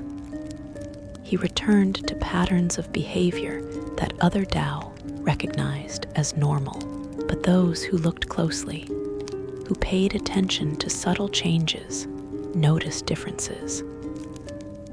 Karzeth was kinder to his slaves than Tao typically are. Not kind exactly, but less cruel. He kept his word, even when breaking it would be profitable. He honored contracts to their letter, rather than seeking loopholes to exploit. These changes, small though they were, marked fundamental alterations in Tao nature. Karzeth was still Karzeth, still powerful, still wealthy, still master of his domain. But he was also something else now. He was inhabited, shared, coexisted with an entity that had learned to work with him rather than against him.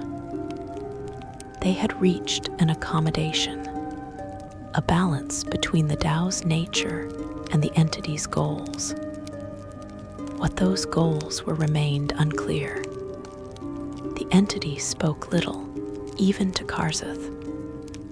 When it did communicate, it spoke of watching, learning, understanding the current state of reality. It had been imprisoned during an age when the multiverse operated according to different principles. It needed to observe, to comprehend how things worked now, before it could pursue whatever purposes had led to its imprisonment in the first place. Other Tao noticed something was wrong with Karzeth, though they could not articulate what exactly had changed. He was still powerful, still dangerous, still worthy of respect and fear. But he was different, wrong. Several attempted to discover the nature of his affliction.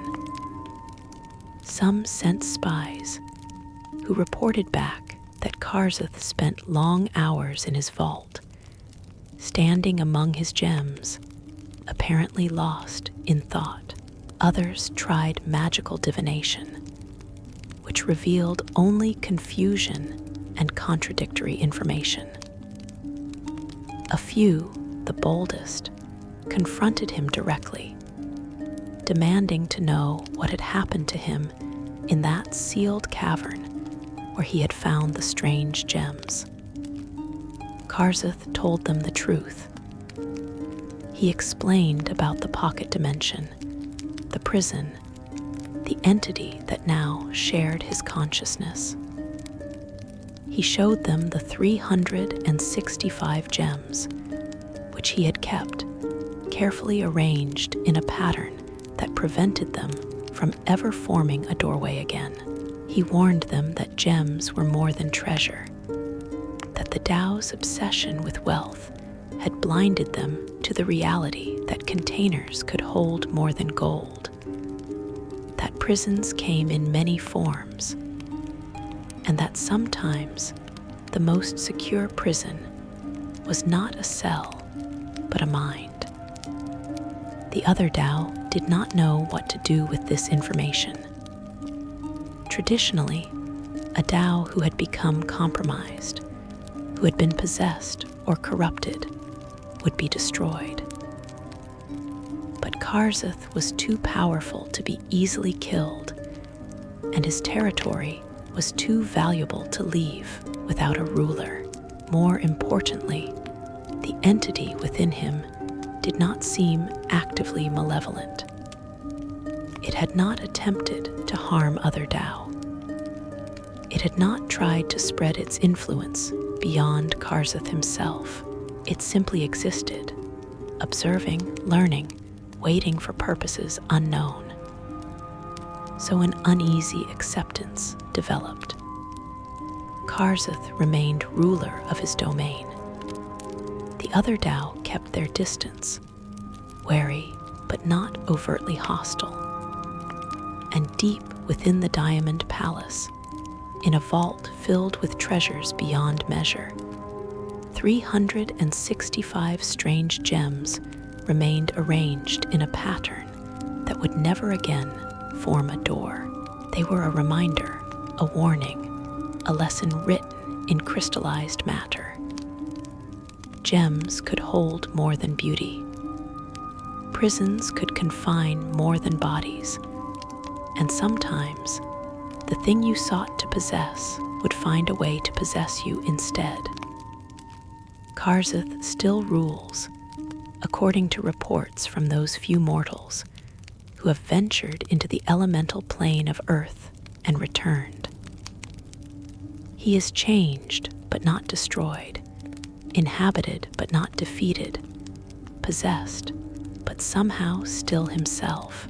He has become a living contradiction, a Tao who sometimes acts with something resembling conscience, a tyrant who occasionally shows mercy, a hoarder who understands that wealth can be a chain as binding as any dungeon, and within him, the entity continues its patient observation, learning about this new age, preparing for purposes that perhaps even Karzeth does not fully understand. The gems remember what they once held, and prisons, even when opened, never truly forget their original purpose. Lore number 6, the Drider's transformation. The Underdark knows many horrors, but few inspire the particular combination of pity and revulsion that Driders evoke. They scuttle through the darkness on 8 legs, their upper bodies those of drow elves, their lower halves transformed into massive spider abdomens. They are neither fully drow nor fully arachnid, but something caught between, something that should not exist but does. They dwell in the deepest tunnels, in places even other Underdark denizens avoid, and they sing songs of loss that echo through caverns where no one comes to listen. They are the cursed, the transformed, the ones who failed their goddess, and now bear that failure written into every aspect of their twisted forms. To understand the Drider, one must first understand Lolth, the spider queen, the demon queen of spiders, the goddess who rules the drow with absolute authority and capricious cruelty. She is chaos and evil made divine, a deity who demands worship through terror and maintains power through constant tests that her followers cannot refuse and can rarely pass.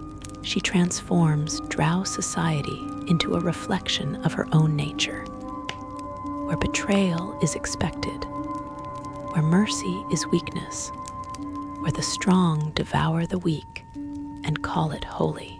She is mother and monster combined, and her children love her with the desperate devotion of those who have no other choice. The drow worship Lolth not out of genuine faith, but out of necessity and fear. Those who turn from her find themselves stripped of divine magic, outcast from their houses, hunted through the Underdark, until they are captured and sacrificed in rituals designed to demonstrate what happens to apostates. Those who serve her faithfully find themselves subjected to constant trials, tests of loyalty that can come at any moment and in any form. A priestess might be commanded to sacrifice her own daughter. A warrior might be ordered to lead a hopeless battle against overwhelming odds. A matron mother might be told to destroy the house she spent centuries building, simply to prove her devotion exceeds her ambition. And when they fail these tests, when they show hesitation or doubt or simple human limitation, Lolth offers them a choice that is not really a choice at all. Transformation or death becomes something new and terrible, or die screaming on her altar. Most choose transformation. Most believe in that moment of decision that any existence is preferable to oblivion. They are wrong, but they do not learn this until after the change has been completed, after their bodies have been reshaped into forms that mock everything they once were. Her name was Viconia, though she would later try to forget that name, to bury it beneath decades of self-loathing and enforced isolation. She was born to House Velsharan, a middling noble house in the drow city of Ched-Nasid, that city of webs that hung suspended in an enormous cavern. She was the third daughter of the matron mother, which meant she was valuable enough to be trained, but expendable enough to be sacrificed if circumstances required it. She grew up walking the careful line that all drow must walk, appearing loyal while secretly planning betrayals, showing weakness to lull rivals into mistakes while hiding true strengths until the moment to strike. She became a priestess of Lolth, as all noble drow daughters must. She learned the rituals and prayers, the proper forms of sacrifice, the ways to channel divine power through spider-blessed magic. She was good at it, talented even, showing aptitude that marked her as potentially valuable to her house. She rose through the ranks, earning recognition and small privileges. She began to believe she might survive to old age, that she might even achieve real power within the rigid hierarchy of Drow society. Then came the test. It arrived without warning, as such tests always do. Viconia woke one night to find herself standing in Lolth's domain, that layer of the abyss known as the Demonweb Pits.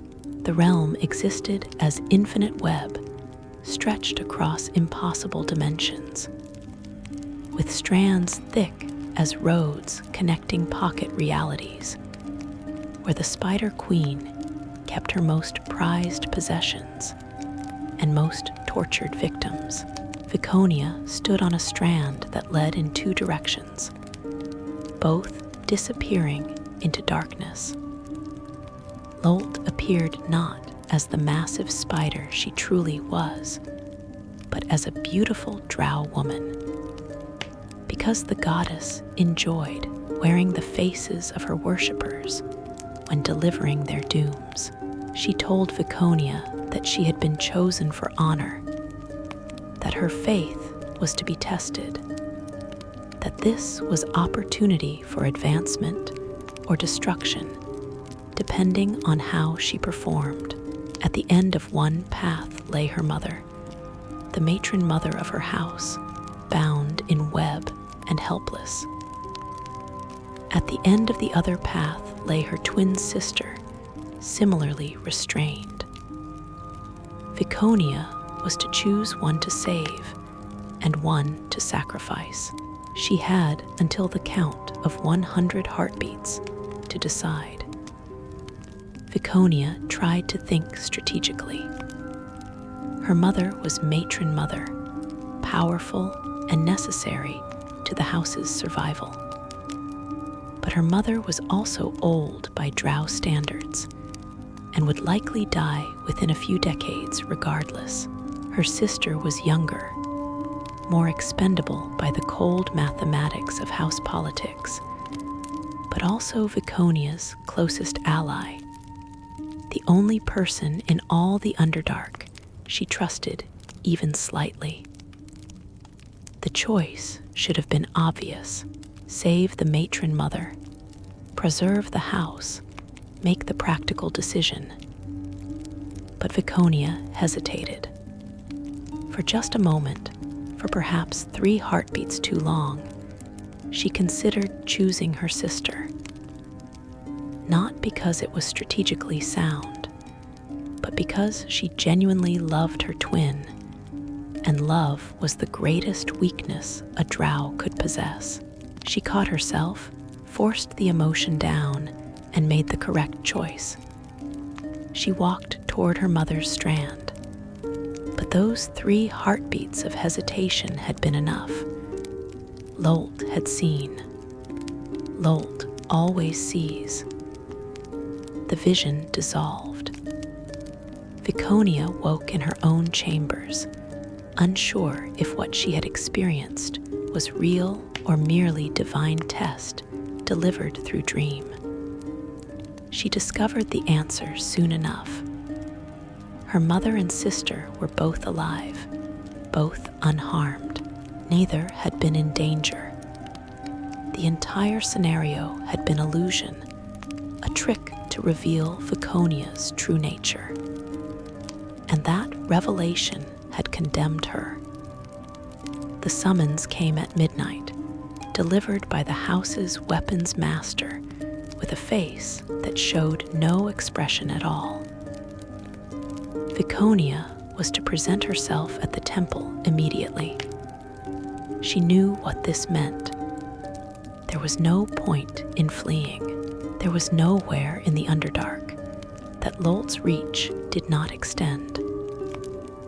She dressed in her finest robes, armed herself with ceremonial daggers that would be useless against what was coming, and walked to her judgment with the dignity expected of a noble drow facing execution.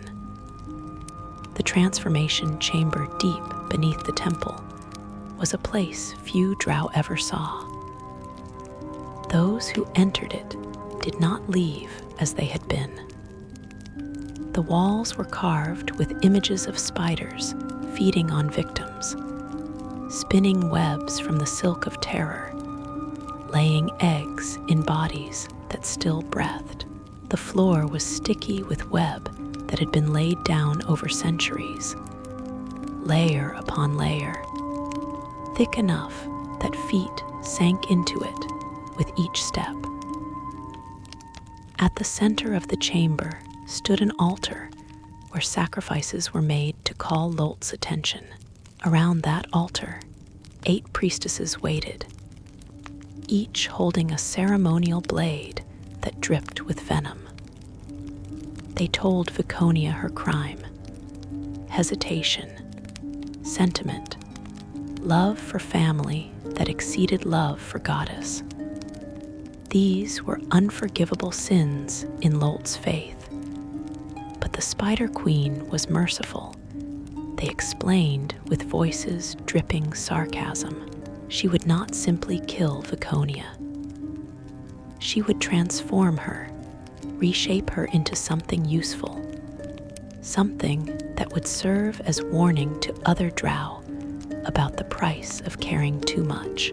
She would become Drider, half drow and half spider, forever marked as one who failed the goddess's test. Viconia was given no choice to refuse. The priestesses seized her, bound her to the altar with web that burned where it touched skin. They began the ritual, chanting in the deep speech that predated mortal languages, calling upon Lolth's power to descend and remake flesh according to divine will. The venom they carried was injected directly into Viconia's spine. 8 injections delivered simultaneously. The pain was immediate and absolute, beyond anything she had experienced, beyond anything she had imagined possible. Her body began to change. She felt her spine extending, vertebrae multiplying, growing down and down, until they emerged from her lower back in a mass of bone and flesh that should not exist. Her legs split, multiplied, transformed from 2 drow legs into 8 spider limbs, covered in coarse hair and ending in sharp points. Her internal organs rearranged themselves, some disappearing entirely, others growing to fill new cavities in her expanding spider abdomen. Her digestive system changed, adapting to process food as spiders do, liquefying prey through injected enzymes before consuming it. But worse than the physical transformation was what happened to her connection to Lolth. The divine power she had wielded as a priestess did not disappear. It intensified. She could feel the goddess's presence more strongly than ever before, not as distant deity, but as immediate owner. She understood with terrible clarity that she belonged to Lolth now, in a way she never had before. She was property, creation, living artwork designed to inspire fear and demonstrate power.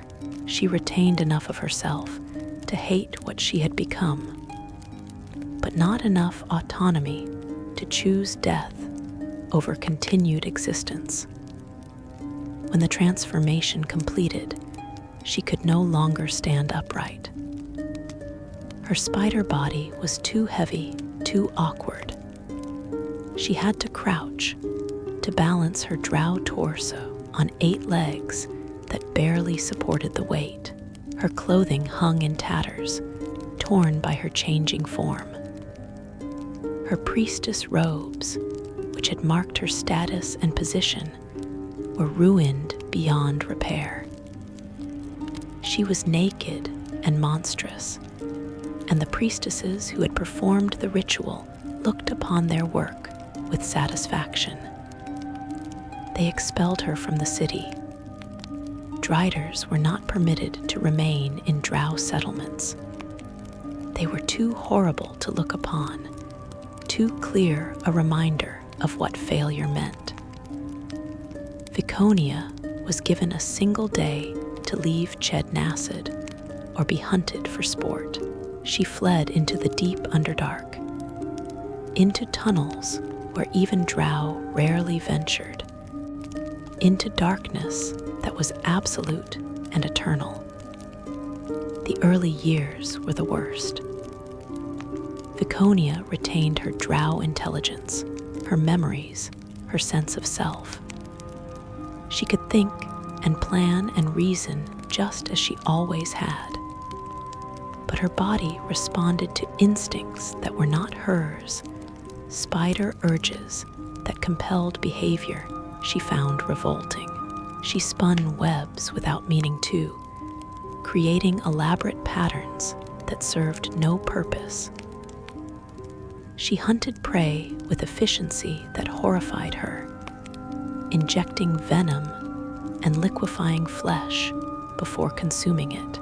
She laid eggs once, a clutch of spider young that hatched and scurried away into darkness. And she wept for hours afterward, mourning children she had never wanted and instincts she could not control. She encountered other Driders in those deep places.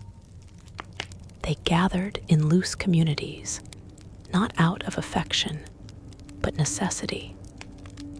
Solitary Driders went mad more quickly than those who maintained some contact with beings capable of speech. They shared hunting territories, warned each other of dangers, maintained a semblance of civilization in places where civilization had no business existing.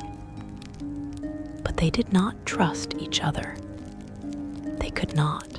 They were drow still, even in their transformed state, and drow do not trust. Some Driders had been transformed decades earlier, centuries earlier. They had long since forgotten their original names, their house affiliations, the specific failures that had earned them transformation. They existed in states of perpetual bitterness, sustained only by hatred for the goddess who had made them what they were, and the inability to die that came with their curse. For Driders were not truly immortal, but they aged far more slowly than drow, their spider bodies granting longevity that ensured their punishment would last for generations. Viconia learned from these ancient Driders. She learned where to hunt, which creatures could be safely attacked, and which were better avoided. She learned to spin webs stronger than steel, to inject venom that paralyzed or killed depending on her intention. She learned the paths through the deepest Underdark, the routes that connected isolated caverns, the places where food could be found and enemies were rare.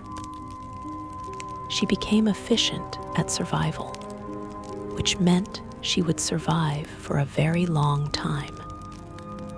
But she never adapted emotionally. Every time she looked at her own body, every time she caught reflection in underground pools, she saw the monster she had become. She remembered being beautiful by drow standards, having form that could seduce or intimidate as situation required. Now she was grotesque, a horror that inspired screams from the few surface dwellers who accidentally wandered into the deep places.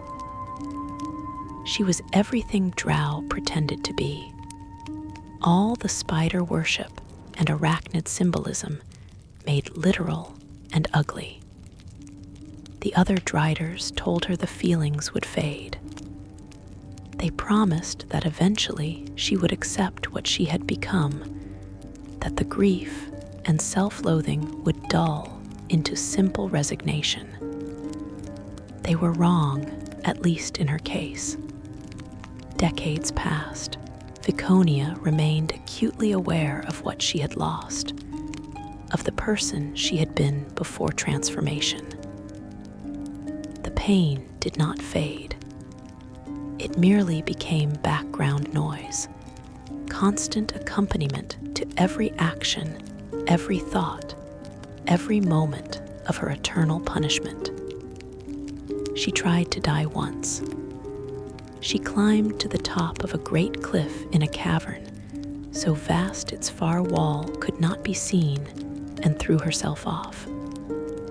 The fall should have killed her. Instead, her spider body reacted instinctively, shooting web that caught her and lowered her safely to the ground. She tried again with poison, consuming substances that would kill anything mortal. Her transformed digestive system processed the toxins harmlessly.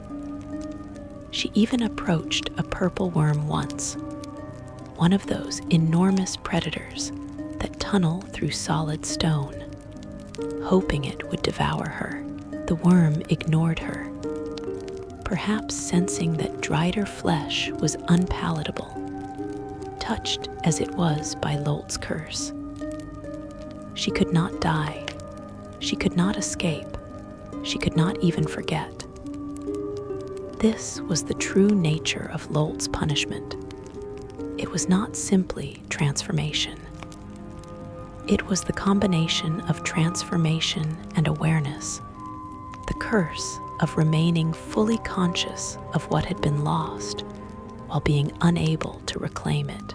Driders were meant to suffer not just physically, but psychologically, to serve as eternal warnings to other drow about the price of failure. Centuries passed.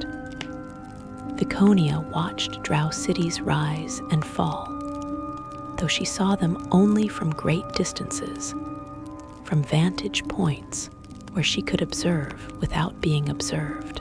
She witnessed wars and coups, the constant churn of drow politics that cared nothing for those transformed into monsters. She saw new Driders arrive in the deep places, freshly cursed, still mourning their lost forms. She tried to help them sometimes, to teach them what she had learned about survival. Some accepted her assistance. Others attacked her, taking out their rage and grief on the nearest target. She understood. She had wanted to do the same when she was newly transformed. And through it all, she felt Lolth watching. The goddess's attention was not constant, but it was periodic, returning at intervals to observe her creation, to ensure the lesson was being learned. Viconia understood that she existed not for her own sake, but as object lesson, as warning, as demonstration of divine power. She was not person anymore. She was symbol. And symbols do not get to die. Symbols persist until they are no longer needed. And Lolth would always need examples of what happened to those who failed her tests. Viconia exists still, according to whispers in the Underdark's deepest places. She has survived for so long that even other Driders treat her with something resembling respect, or perhaps fear. She has become one of the Ancient Ones, a transformation so old that her original house has been destroyed and rebuilt 3 times over, a punishment that outlasted the crime by centuries. She hunts in darkness. She weaves her webs. She waits for an end that will never come. And sometimes, in moments when she believes no one can hear, she whispers her original name, just to remember that she was once something other than a monster, once something that might have been loved. The transformation was Lolth's will.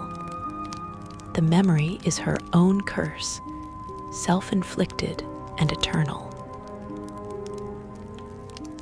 Lore number 7, the Empyrean's Exile. The upper planes exist in hierarchies of power and beauty that mortals can barely comprehend. These are realms where goodness manifests as physical law, where righteousness shapes the very stone and sky, where virtue requires no effort because it is the natural state of existence.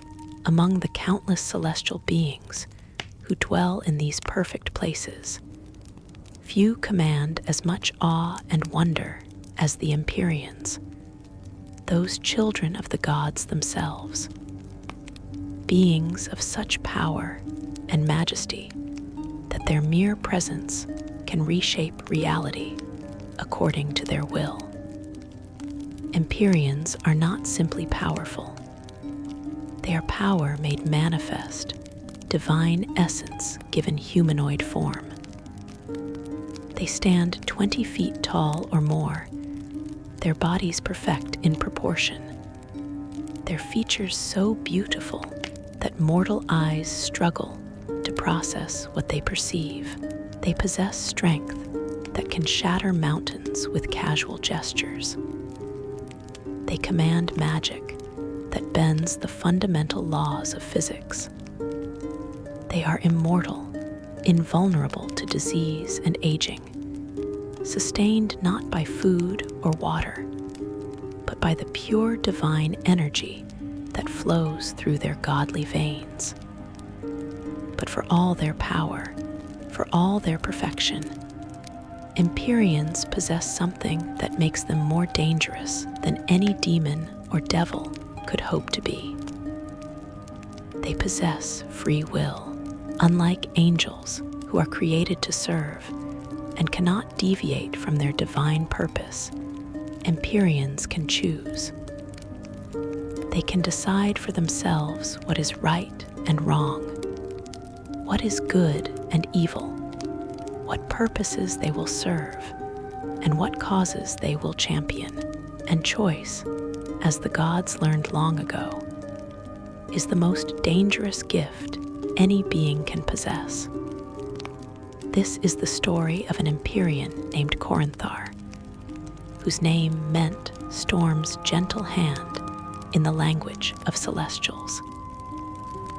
He was born to a goddess of the upper planes, one of those deities whose names mortals rarely speak, because her concerns lie far removed from mortal affairs.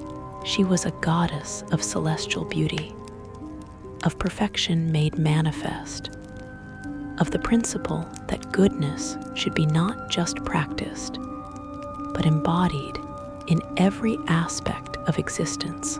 She gave birth to Corinthar in a moment of divine joy, creating him from her own essence, combined with that of a Titan lord, who had proven himself worthy through deeds of legendary heroism. Corinthar grew to maturity in the upper planes, which for Empyreans means he reached full consciousness and power within a single day.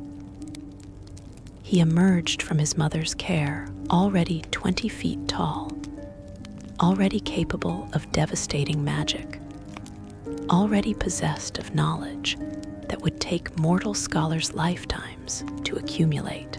He was perfect, or as perfect as any being with free will could be. His mother loved him with the fierce devotion that celestial beings reserve for their rarest treasures. His father taught him the ways of righteousness and strength. He wanted for nothing. He had everything. For centuries, Corinthar served as his mother intended. He acted as champion of the upper planes, venturing into the lower realms when evil threatened to overwhelm good.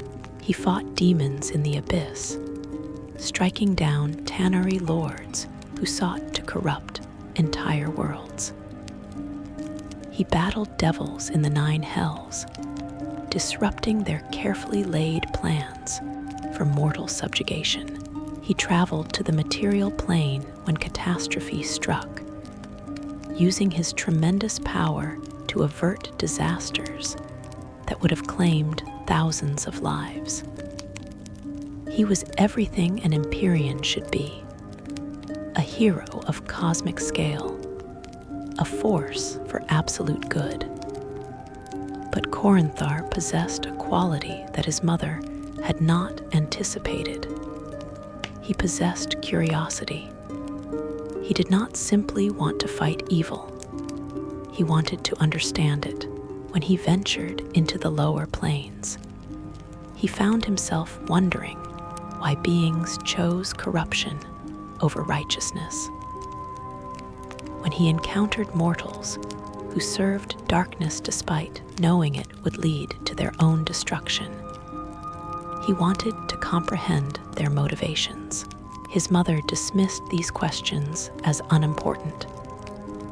Evil existed to be opposed, not understood. But Corinthar could not accept this answer. To truly defeat something he believed, one must first understand it. He began to spend more time in the material plane, observing mortals not from the distant perspective of celestial protector, but up close, walking among them in forms they could comprehend. He disguised his true nature, appearing as an exceptionally tall and handsome mortal rather than the divine being he truly was. He lived in their cities, worked in their fields, shared their meals and their conversations. He wanted to understand what drove them, what made them choose good or evil, what factors influenced their decisions. What he discovered disturbed him deeply. Mortals did not choose evil because they were corrupt or inherently wicked. They chose it because they were desperate or afraid, or simply trying to survive in a world that offered them few alternatives. The thief who stole to feed his starving family. The soldier who committed atrocities because refusing orders meant death.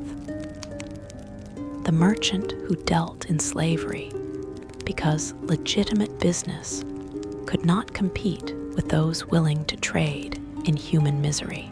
These were not monsters.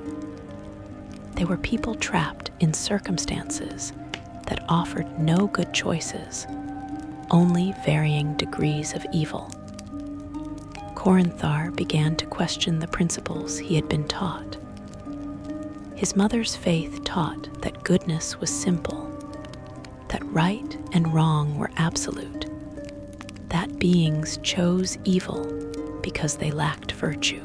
But what he witnessed in the material plane suggested something far more complicated. Good and evil were not binary opposites, but complex positions on spectrums of choice, influenced by context, necessity, and circumstance. A being could commit evil acts while possessing good intentions. A righteous choice in one situation might become wickedness in another.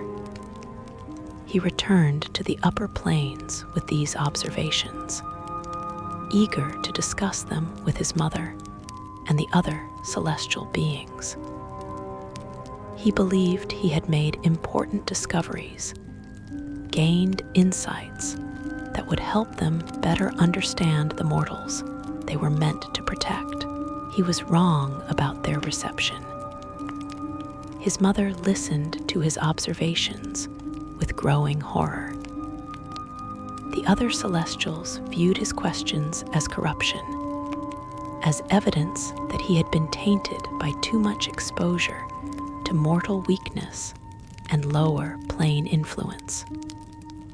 They told him he was thinking like a mortal, which was the worst insult a Celestial could offer. They explained that his confusion stemmed from spending too much time among beings whose perspectives were limited by their brief lifespans and narrow understanding. They insisted that good and evil were indeed absolute. That complexity was illusion created by mortal rationalization of their own wickedness. They commanded him to abandon this dangerous line of inquiry and return to his proper role as champion and protector. Corinthar refused, not out of defiance initially, but out of genuine conviction that they were wrong. He had seen too much, learned too much, to simply dismiss mortal experience as irrelevant. He argued passionately for a more nuanced understanding of morality, for recognition that fighting evil required comprehending its sources, for acceptance that righteousness without wisdom could become its own form of tyranny. His mother gave him a choice: recant his beliefs and accept that celestial understanding was superior to mortal observation, or face consequences that would demonstrate the price of questioning divine wisdom. Corinthar, with the stubbornness that was both his greatest strength and fatal flaw, chose to maintain his position. He would not lie about what he had witnessed. He would not pretend that morality was simple when he knew it was complex. The judgment came swiftly. A council of Celestials convened, including several gods of the upper planes. They heard testimony about Corinthar's behavior, his dangerous questions, his refusal to accept absolute truth when presented by beings infinitely wiser than himself. They deliberated for exactly 3 heartbeats, which was 2 more than the verdict actually required. Corinthar was to be exiled from the upper planes, cast down to the material plane, stripped of his divine protections, though not his power. He would live among mortals until he learned the lessons he had refused to accept from celestial teaching. His mother wept as sentence was pronounced. She begged him to recant even at this late moment to save himself from exile. Corinthar looked at her with love and sadness combined. He told her he could not deny what he knew to be true, even to spare himself punishment. This answer sealed his fate more certainly than any verdict could have. The exile was conducted with ceremony appropriate to one of his stature. They brought him to the boundary between the upper planes and the material world, to a place where reality thinned enough that passage could be forced. His mother kissed his forehead one final time. His father, that Titan Lord who had helped create him, turned away rather than watch what came next. Then the Celestials who had passed judgment used their combined power to push Corinthar through the boundary, severing his connection to the upper planes, ensuring he could not simply walk back home when his pride allowed. He fell through infinite space that was neither air nor void. He fell for what felt like years, but was probably only moments. He fell from perfection into imperfection, from certainty into doubt, from the realm where he belonged into a world that would never fully accept him. He struck the material plane like a meteor, his impact creating a crater that would become a lake in later years. He rose from that crater diminished, not in power, for his Empyrean strength remained, but in certainty, in confidence, in the absolute conviction that he was right and all others were wrong. The mortals who found him were terrified at first.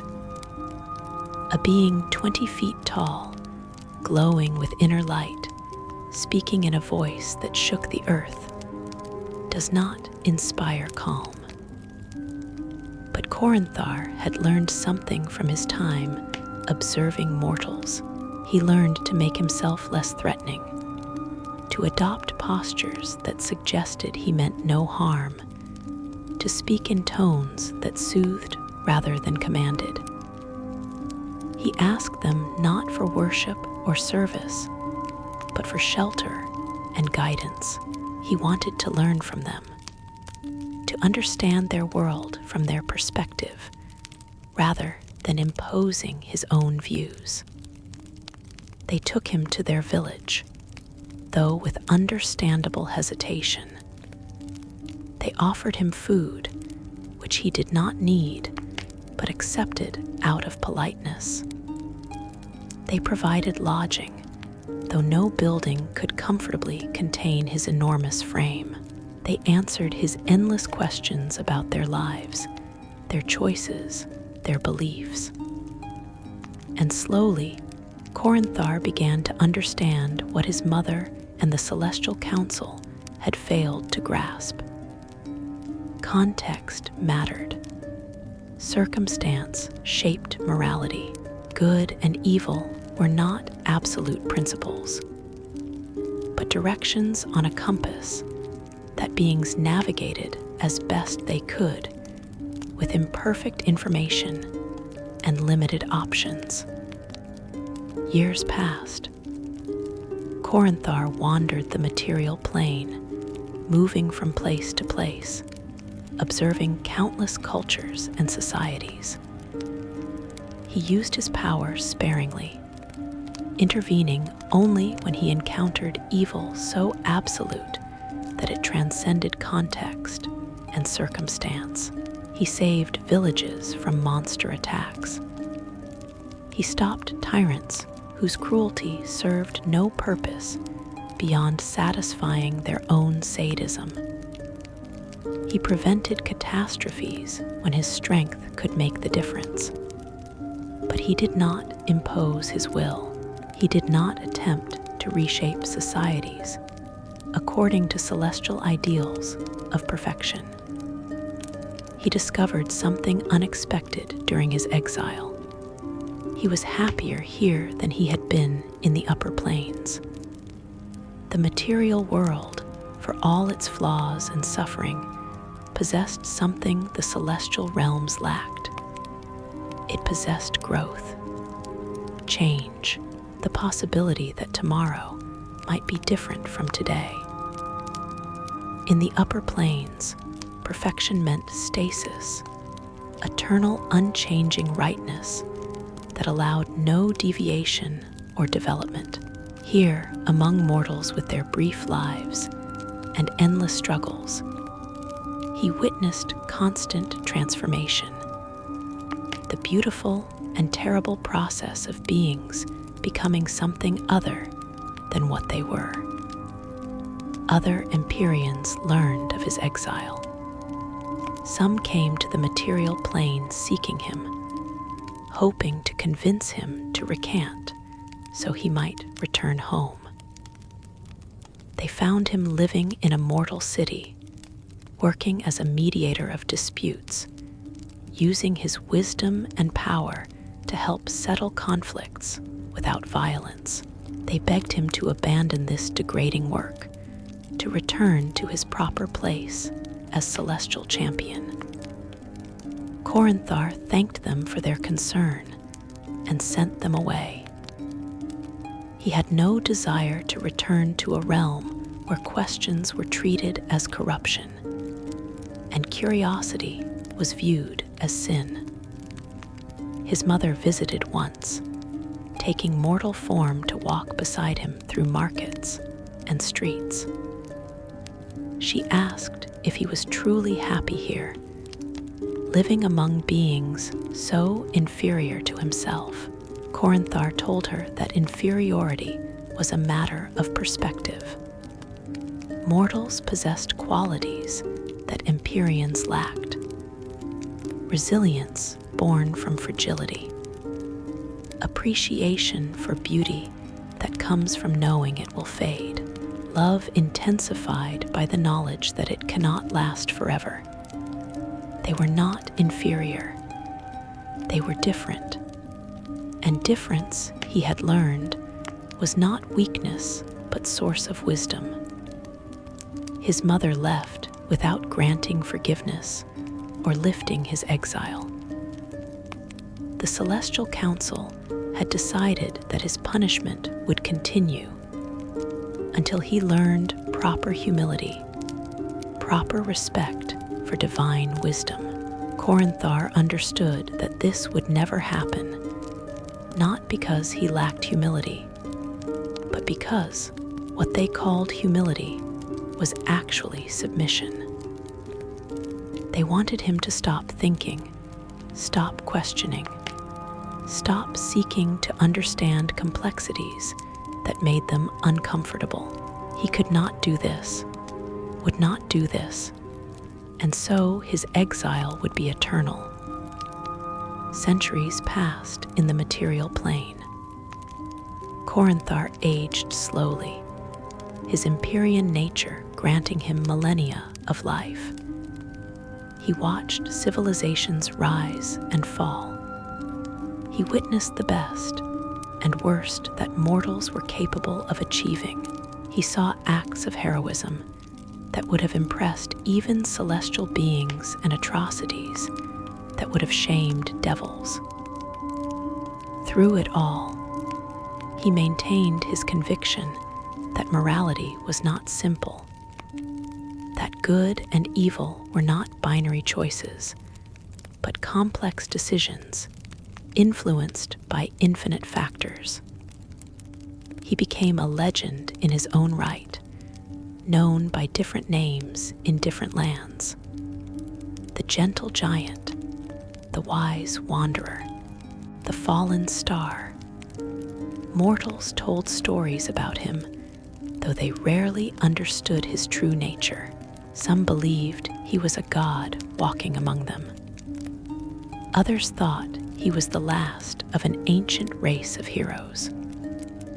A few, the wisest ones, understood he was something caught between heaven and earth, neither fully celestial nor truly mortal, existing in a space that belonged to neither realm. And in the upper planes, the Celestials watched and waited for him to break, to beg for forgiveness, to recant his dangerous beliefs and return to proper service. They did not understand that Corinthar had already been broken and remade, that exile had not punished him, but freed him, that being cast down had taught him more than any amount of celestial instruction ever could. He had learned the most important lesson of all, that being right and being righteous were not the same thing. That absolute certainty was its own form of blindness. That true wisdom came not from knowing all answers, but from having courage to ask uncomfortable questions. Corinthar walks still among mortals, or so the stories claim. He helps where he can, observes where he cannot help, and continues to learn what it means to navigate a world where good and evil are not cosmic absolutes, but daily choices made by beings doing their best with the information and options they possess. His exile continues. His separation from the celestial realms remains absolute, but he has found something in his punishment that he never possessed in paradise. He has found purpose that he chose rather than inherited, wisdom earned rather than given, and peace that comes not from perfection, but from acceptance that perfection is impossible and striving for it anyway is what makes existence meaningful. Lore number 8, the Fomorian's memory.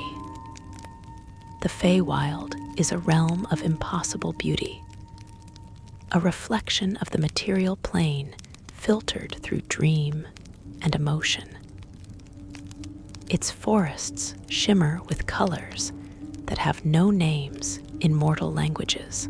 Its skies shift through seasons within minutes, dawn bleeding into noon, bleeding into twilight in patterns that follow aesthetic rather than astronomical logic.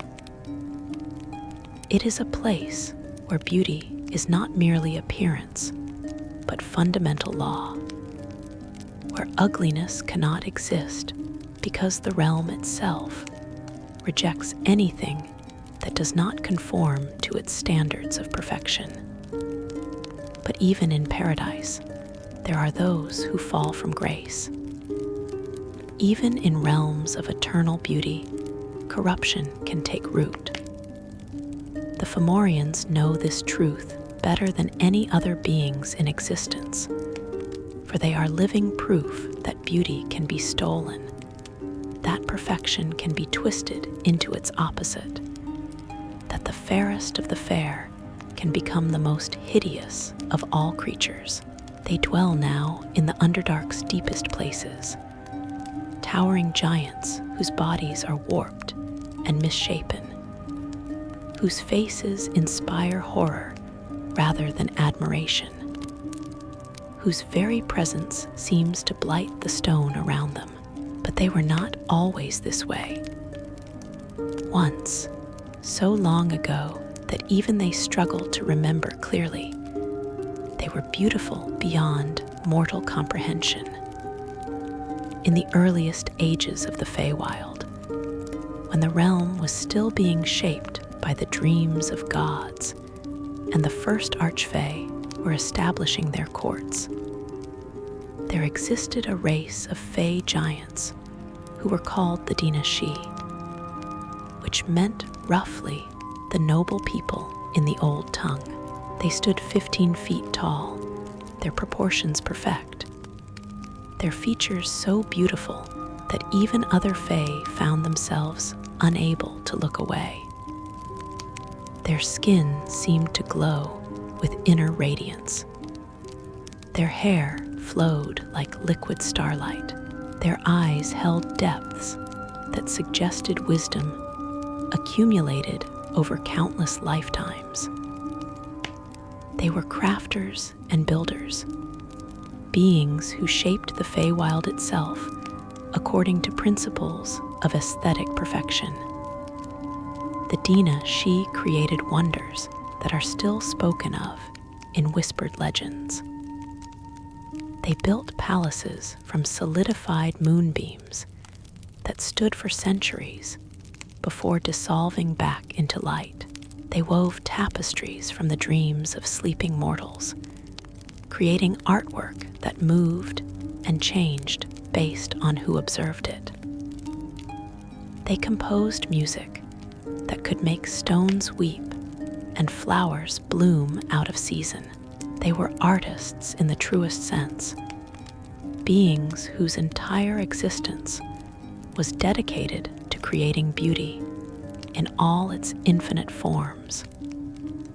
Among the Dinashi, there was one whose name has been deliberately forgotten, erased from all records by those who once knew him.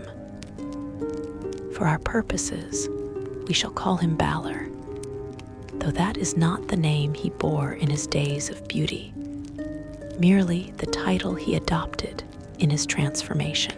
Balor was considered the greatest of his kind, a craftsman whose skill exceeded even that of his legendary peers. When he shaped stone, it sang. When he wove cloth, it moved like living water. When he spoke, his words created images in the air that lingered for days afterward, slowly fading like pleasant dreams upon waking. Balor served no archfey lord or lady, for the Dina Shi considered themselves above such petty politics. They maintained neutrality in the endless games of power that the Fey courts played. They offered their services to all who could appreciate true art, demanding payment not in wealth or favors, but in interesting experiences and novel emotions. They wanted to feel what others felt, to perceive beauty through different perspectives, to expand their understanding of aesthetics through exposure to alien viewpoints. This desire for new experiences led Balor to the material plane.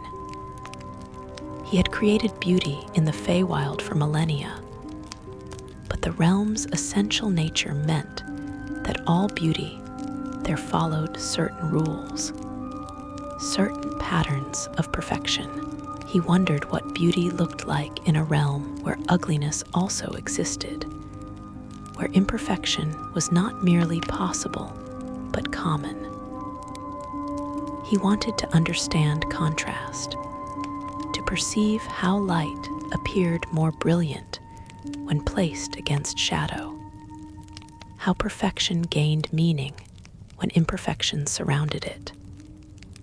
He walked among mortals wearing a form they could comprehend, appearing as an exceptionally tall and handsome human, rather than revealing his true Fey nature. He observed their art, their architecture, their attempts at beauty, despite their limited lifespans and crude materials. He was fascinated by their persistence, by the way they continued to create knowing their works would crumble and fade within generations. There was something profound in this, something that the eternal Fae could not fully grasp. Beauty gained intensity from transience. Art mattered more when the artist knew they would die. Balor spent decades in the material plane, learning from mortal artists, teaching them techniques they could barely comprehend, creating works that would be remembered as masterpieces long after he departed. He fell in love, not with any individual mortal, but with mortality itself, with the tragic beauty of existence that must end, with the desperate creativity of beings racing against time to leave something meaningful behind. When he finally returned to the Feywild, he brought with him new ideas, new concepts of what beauty could be. He began creating works that incorporated imperfection deliberately. A statue with a crack running through it, a tapestry with threads intentionally misplaced, music that included dissonant notes amidst harmony. His fellow Dina Shi were horrified. This was not beauty, they insisted. This was corruption, pollution of their aesthetic principles with mortal weakness and limitation. Balor argued that they had become stagnant, that their understanding of beauty had calcified into rigid dogma. True beauty, he claimed, required contrast and imperfection to be fully appreciated, a realm of nothing. But perfection eventually became monotonous, losing its power to inspire awe or wonder. The Dina she needed to evolve, to expand their definitions, to incorporate new forms of aesthetic expression. The other noble Fae rejected his arguments absolutely. They viewed his time among mortals as corruption, exposure to inferior beings that had damaged his perception and judgment. They demanded he cease creating these flawed works, that he return to proper Fae standards of perfection. Balor refused. He had seen too much, learned too much, to return to the limited understanding he had possessed before. Beauty was more complex than they realized, and he would demonstrate this through his art, whether they approved or not. The conflict escalated over years. Balor's works grew more experimental, incorporating elements that bordered on ugliness, testing boundaries of what could be called beautiful. His fellow Dina she grew increasingly alarmed. They feared that his influence would spread, that other Fae might be seduced by his dangerous ideas, that the fundamental nature of the Feywild itself might be altered by acceptance of imperfection as valid aesthetic choice. They made a decision that would damn them all. The Dina she gathered in council and passed judgment on Balor. His ideas were corruption. His art was pollution. He had been tainted by mortal contact and could no longer be trusted to uphold Fae standards of beauty. They would not merely exile him. They would transform him, reshape him into a form that matched the ugliness he seemed so fascinated by. He would become a living warning about the dangers of abandoning perfection in pursuit of mortal-inspired concepts. The curse they wove was elaborate and terrible. It did not simply alter Balor's appearance. It rewrote the fundamental nature of his being, transforming beauty into ugliness, grace into clumsiness, perfection into distortion. His tall, elegant form became hunched and misshapen. His glowing skin turned mottled and diseased in appearance. His beautiful features twisted into a grotesque mockery of what they had been. His hands, which had created such wonders, became clumsy appendages that destroyed more than they built. But the curse went deeper than mere physical transformation. It affected his perception, his ability to create, his very understanding of aesthetics. Where once he had seen beauty everywhere, now he perceived only flaws and imperfections. Where once his touch had shaped stone into art, now everything he touched seemed to crumble or warp. Where once his voice had created poetry, now his words emerged harsh and grating. The Dina she had not merely made him ugly, they had stolen his ability to create or even perceive beauty. Balor fled the Feywild in horror and despair. The realm of beauty could not bear his presence anymore. The land itself seemed to recoil from him, pushing him toward boundaries and thresholds until he stumbled through a portal into the material plane. But he found no refuge there either.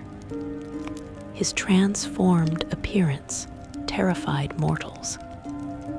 They saw him as monster, as threat, as something that needed to be destroyed before it could harm their communities. He was driven away from cities and villages, forced into wilderness, eventually descending into caves where he could hide from those who hunted him. He discovered that the curse was spreading, not just to him, but to all the Dina-Shi. His fellow noble fae, those who had crafted and cast the curse, began to experience the same transformation. The magic they had woven was backfiring. Or perhaps it had been designed to punish all of them rather than just Balor. One by one, they felt their beauty drain away, replaced by increasing ugliness that matched the cruelty of what they had done. They tried to reverse the curse, to undo what they had created. But curses rooted in genuine malice cannot be easily undone. The transformation took decades to complete, affecting the entire race. The Dina-Shi, who had been the most beautiful of all fae, became the Fomorians, the most hideous of all giants. They could not remain in the Feywild. The realm's essential nature rejected them, causing them physical pain whenever they tried to return. They were forced into exile, driven into the Underdark, where darkness hid what they had become, where no mirrors reflected their ruined forms, where other creatures feared them too much to comment on their appearance. The Fomorians retained their intelligence, their memories, their understanding of what they had lost. This was perhaps the cruelest aspect of their curse. They remembered being beautiful. They remembered creating art that could make gods weep. They remembered the feel of perfection flowing through their hands as they shaped reality according to aesthetic ideals. But they could never return to that state. Their curse was permanent, absolute, irreversible. They adapted to their new existence, as all beings must adapt or die. They established territories in the deepest Underdark, carving out kingdoms from living stone. They enslaved other creatures to serve them, compensating for their lost grace with brutal strength. They became tyrants, ruling through fear and violence, because they could no longer inspire love or admiration. They were everything they had once despised, but transformation left them no other choice. Balor became their king, not through any formal coronation, but through simple acknowledgement that he had been first to suffer what they all now endured. He ruled from a throne carved in mockery of the beautiful seat he had once occupied in the Feywild. He issued commands in a voice that grated rather than sang. He watched over his twisted people with an eye that had once perceived infinite beauty, but now saw only ugliness wherever it looked. The Fomorians tried to create art still, driven by instincts that predated their transformation. But everything they made emerged warped and distorted, ugly parodies of the beauty they remembered. Statues they carved looked diseased. Music they composed sounded discordant. Poetry they spoke seemed to corrupt language itself. They were artists still, but artists cursed to create only horror, to express aesthetics only through their opposite. Some went mad from the disconnect between memory and reality. They could not reconcile what they remembered being with what they had become. These Fomorians became even more twisted, their minds breaking under pressure of eternal self-hatred. Others embraced their ugliness, deciding that if they could not be beautiful, then they would become the most hideous creatures imaginable, taking pride in what had been meant as punishment. But a few, including Balor himself, retained painful clarity. They remembered exactly what had been lost and why.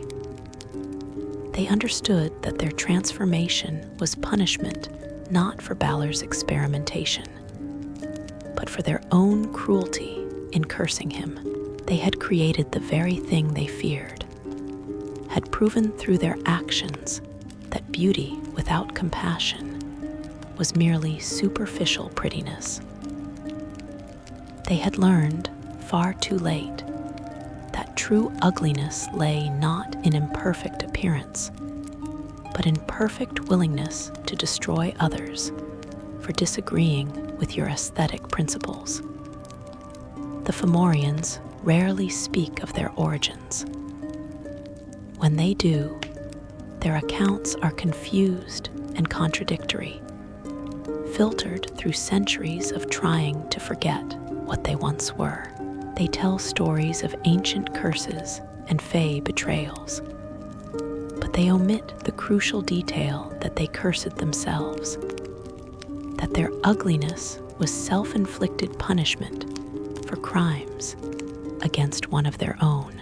This selective memory protects them from full weight of their guilt, allows them to see themselves as victims rather than architects of their own damnation. Deep in their underground kingdoms, in vaults that only Balor can enter, there remain artifacts from their days of beauty. Sculptures that still retain traces of the perfection they once embodied. Tapestries that have not entirely faded despite millennia of neglect. Musical instruments that occasionally, in moments when no one is listening, emit single notes of heartbreaking beauty. Balor visits these vaults sometimes, surrounding himself with remnants of what he and his people once created. He does not touch the artifacts. His cursed hands would only damage them further. He simply looks, remembering, mourning what can never be reclaimed. Other creatures of the Underdark fear the Fomorians not merely for their strength, but for the aura of wrongness that surrounds them. They are beings who should not exist as they do, fey twisted into mockery of their nature, beauty transformed into its absolute opposite. Their very presence seems to blight surroundings, making stone appear more rough and water taste more bitter. They carry their curse with them wherever they go, spreading ugliness like disease. And yet, despite everything, the Fomorians endure. They have survived for countless centuries as twisted giants when they might have simply surrendered to despair and allowed themselves to fade. They continue to create, even though everything they make emerges warped.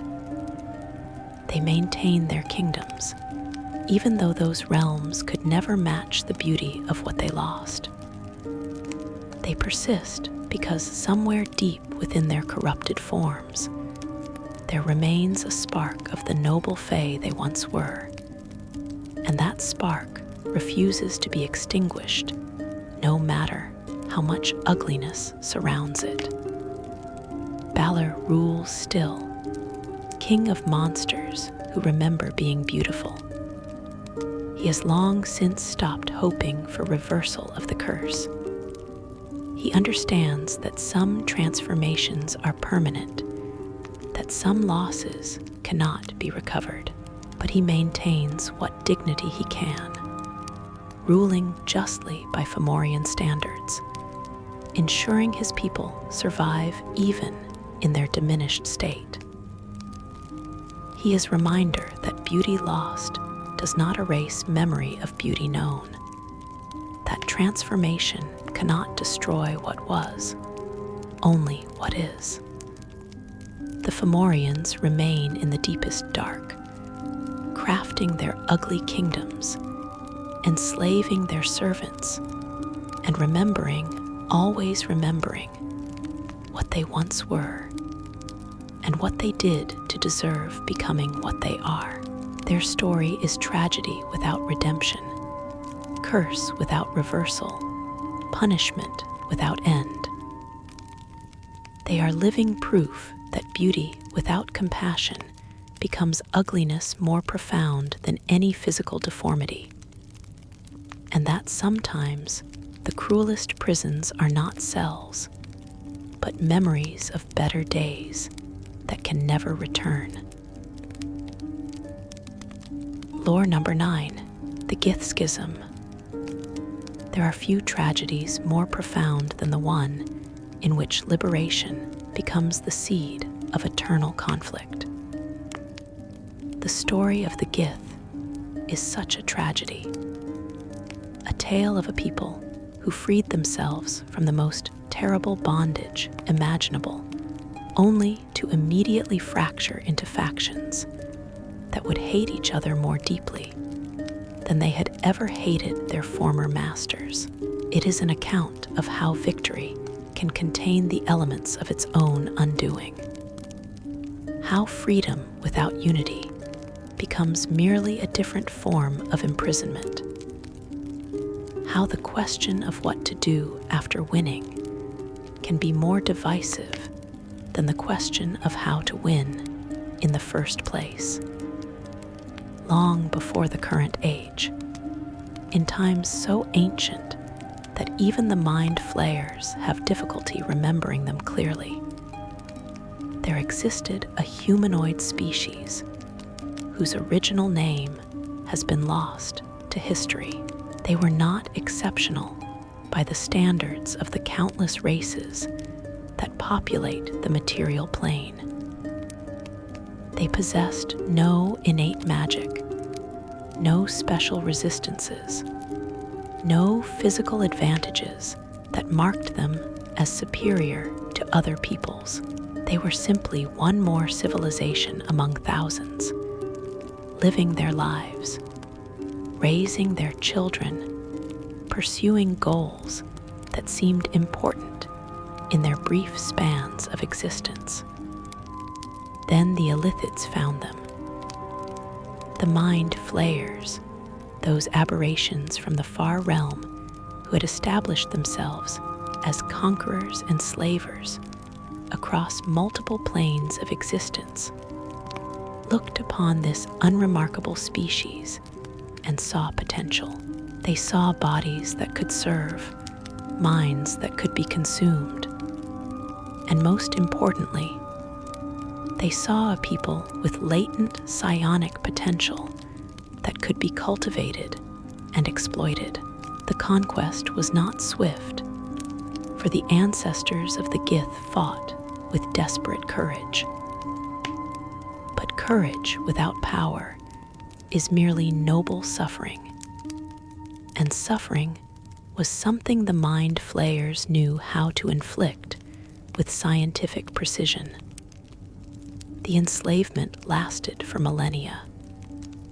Generations were born into bondage, lived their entire lives in servitude, and died never knowing freedom. The mind flayers were not merely cruel masters. They were systematic ones.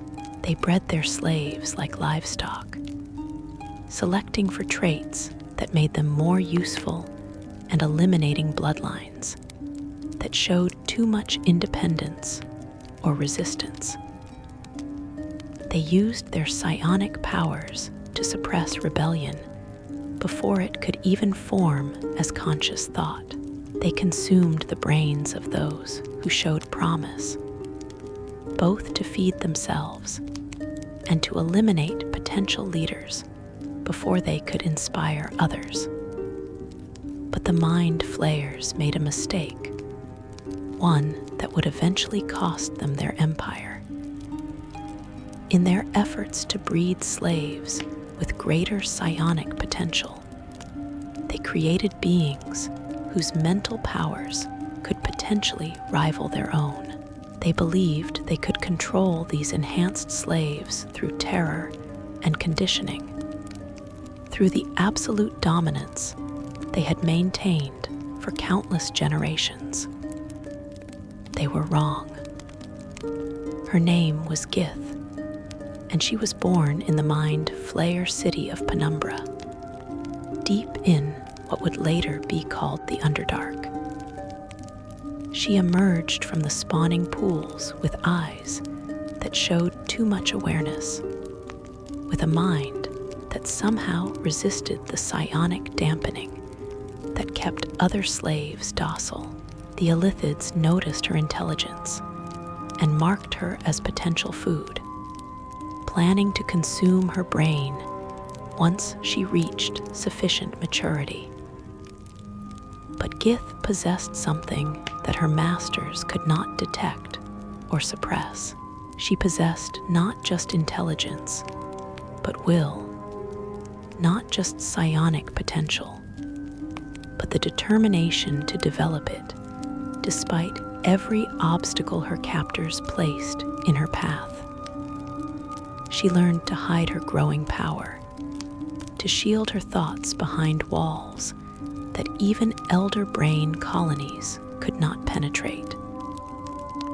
She watched the mind flayers carefully, studying their methods and weaknesses with the patience of one who knows that premature action means death. She observed how they fed, how they reproduced, how they maintained control over their vast slave populations. She identified vulnerabilities in their seemingly perfect system of domination, and most importantly, she began to communicate with other slaves, using psionic methods the mind flayers could not detect, slowly building a network of those who still remembered that their ancestors had once been free. The rebellion, when it finally came, erupted across a dozen worlds simultaneously. Gith had spent decades preparing, coordinating, ensuring that the uprising would be too widespread for the mind flayers to suppress. Slaves who had never held weapons found them suddenly in their hands. Those who had been conditioned to obey discovered memories of resistance that Gith had hidden in their minds during their sleep. The mind flayers, who had never encountered organized opposition from their cattle, found themselves facing an army of former slaves who fought with the desperation of those who had nothing left to lose. The war lasted for years. The mind flayers possessed superior individual power, better weapons, and the advantage of experience in warfare. But the Gith possessed numbers, desperation, and most importantly, they possessed Gith herself. She led from the front, wielding psionic powers that matched those of the elder brains. She inspired through example, never asking her people to face dangers she would not face herself. She transformed slaves who had known only submission into warriors, who would rather die than return to bondage. The mind flayers lost. Not everywhere, for their empire was vast and some colonies survived. But they lost their grip on the Gith completely and utterly. The freed slaves drove their former masters from world after world, showing no mercy, taking no prisoners, ensuring that this liberation would be permanent. They burned the spawning pools where they had been bred. They destroyed the elder brain colonies that had coordinated their enslavement. They pursued fleeing mind flayers across plains, ensuring that the Illithids would never forget what it meant to awaken sleeping wrath. Victory should have united the Gith. They had fought together, bled together, won their freedom together. They should have built a new civilization based on shared experience and mutual respect.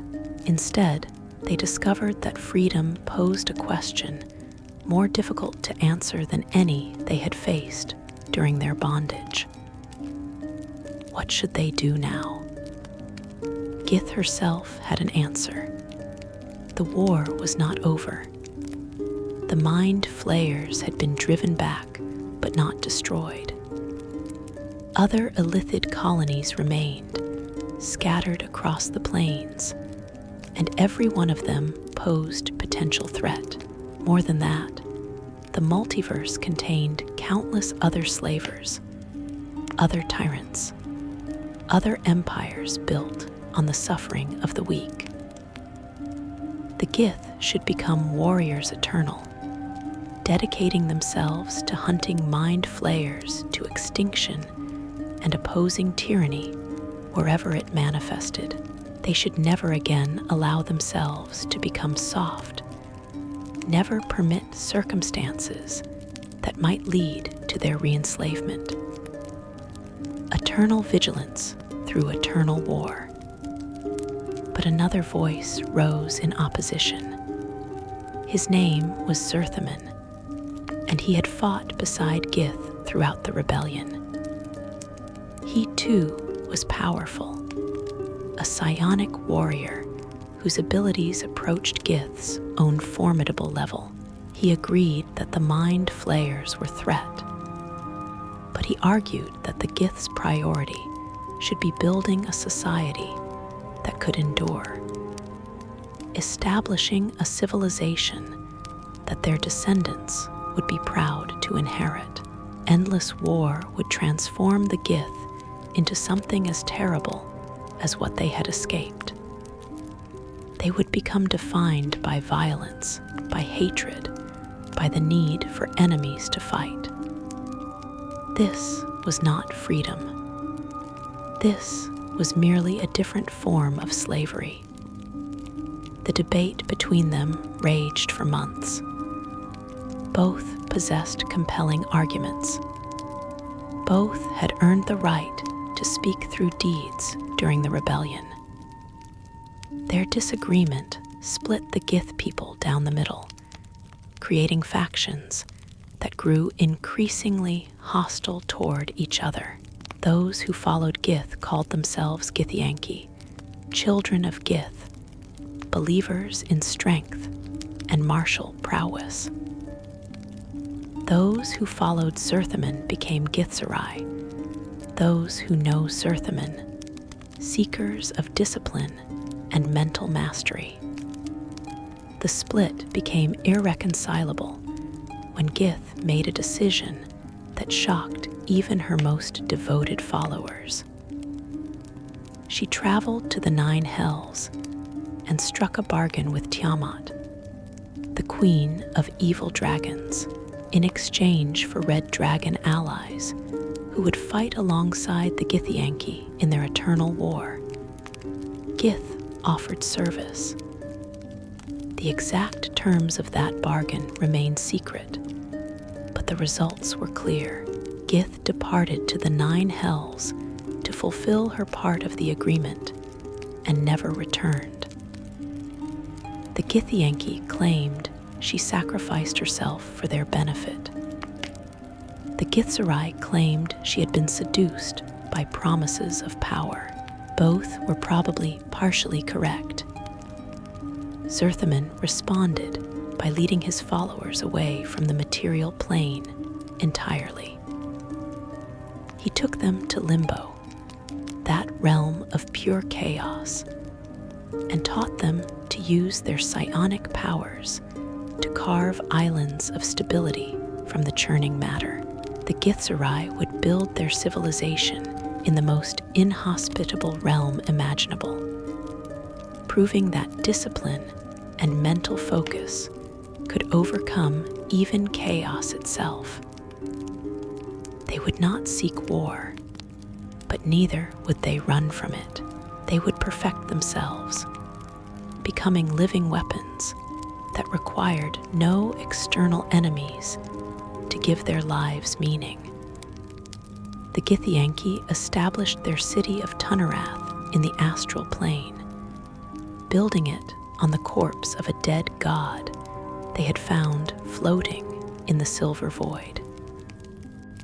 They became pirates and raiders, attacking mind flayer strongholds wherever they found them, but also preying on other species when opportunity presented itself.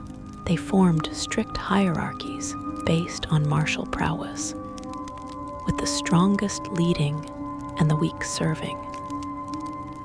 They worshipped Gith as goddess, believing she had ascended to divinity through her sacrifice. They bred and trained red dragons as mounts and allies, maintaining the bargain their founder had struck. The Githzerai built their monasteries in Limbo's chaos, each one a testament to willpower overcoming environment.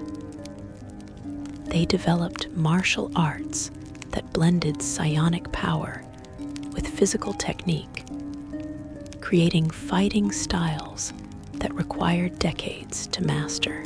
They studied philosophy and meditation, seeking to understand the nature of freedom and self-determination. They viewed the Githyanki as having traded one form of slavery for another, having become slaves to their own need for war and conquest. The two peoples should have maintained distance, pursuing their separate visions without interference. Instead, they developed a hatred for each other that exceeded anything they felt toward the mind flayers. The Githyanki viewed the Githzerai as cowards who had abandoned the war against their former masters.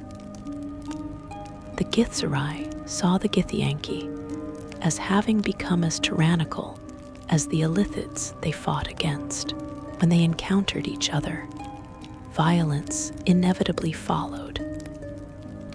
Neither side would negotiate, would compromise, would acknowledge that the other might have legitimate points. Centuries passed. The divide deepened. The Githyanki and Githzerai evolved into separate species, their bodies adapting to the different environments they inhabited, their minds developing along divergent paths. The Githyanki grew taller and thinner, adapted to the astral plane's timeless nature. The Githzerai became more compact and muscular, shaped by Limbo's hostile environment. They could still interbreed, technically, but they would never lower themselves to attempt such thing. They were enemies more fundamental than simple political opponents. They represented opposing philosophies, competing visions of what freedom meant and how it should be exercised. The mind flayers watched this schism with satisfaction. They had lost their greatest slave race, but that race had immediately torn itself apart. The Githyanki and Githzerai spent more energy fighting each other than hunting Illithids. The mind flayers rebuilt some of their power, established new colonies, even enslaved new species to to replace the Gith. They were weakened but not destroyed, and they understood that as long as the Gith remained divided, they would never face the united opposition that had driven them to defeat in the first place. There were those among both peoples who recognized this tragedy. Individual Githyanki who wondered if perhaps eternal war was indeed a trap. Individual Githzerai who questioned whether isolation and meditation truly honored the sacrifices made during the rebellion. But these voices were suppressed, condemned as traitors, eliminated before they could inspire others to question the rigid orthodoxies that had developed. The Gith children, those born centuries after the rebellion, knew freedom only as something to be defended rather than something to be enjoyed. They grew up training for war, either against mind flayers and other enemies if they were Githyanki, or against chaos and their own inner weaknesses if they were Githzerai. They learned hatred for their cousins before they learned anything else, taught that the other branch of their species represented existential threat to their way of life. And perhaps most tragically, both peoples had forgotten what they were fighting for. The Githyanki fought because they had always fought, because war was what defined them, because stopping would require them to answer uncomfortable questions about who they were beyond warriors. The Githzerai meditated because they had always meditated, because discipline was what separated them from chaos, because relaxing vigilance would mean admitting they had spent centuries preparing for threats that might never materialize. The mind flayers remained, weakened, but not destroyed. Other slavers and tyrants continued to oppress the weak across countless worlds. The multiverse still needed heroes willing to fight against oppression, but the Gith, who should have been those heroes, who had earned that role through suffering and sacrifice, were too busy fighting each other to notice. They had won their freedom only to discover that freedom without unity is merely the freedom to make new mistakes, to create new prisons, to ensure that victory contains the seeds of eternal defeat. Both peoples tell stories of Gith and Zerthaman, though the versions differ dramatically. The Githyanki remember Gith as warrior queen who understood that freedom required strength, that peace was merely opportunity for enemies to gather strength. The Githzerai recall Zerthaman as philosopher warrior who knew that true freedom came from within, that external victories meant nothing without internal peace. Both are probably telling partial truths, remembering the aspects of their founders that support their current orthodoxies, while forgetting the complexities that make historical figures truly human. The schism continues to this day. Githyanki and Githzerai still kill each other on sight, still teach their children that the other branch of their species is enemy more dangerous than mind flayers.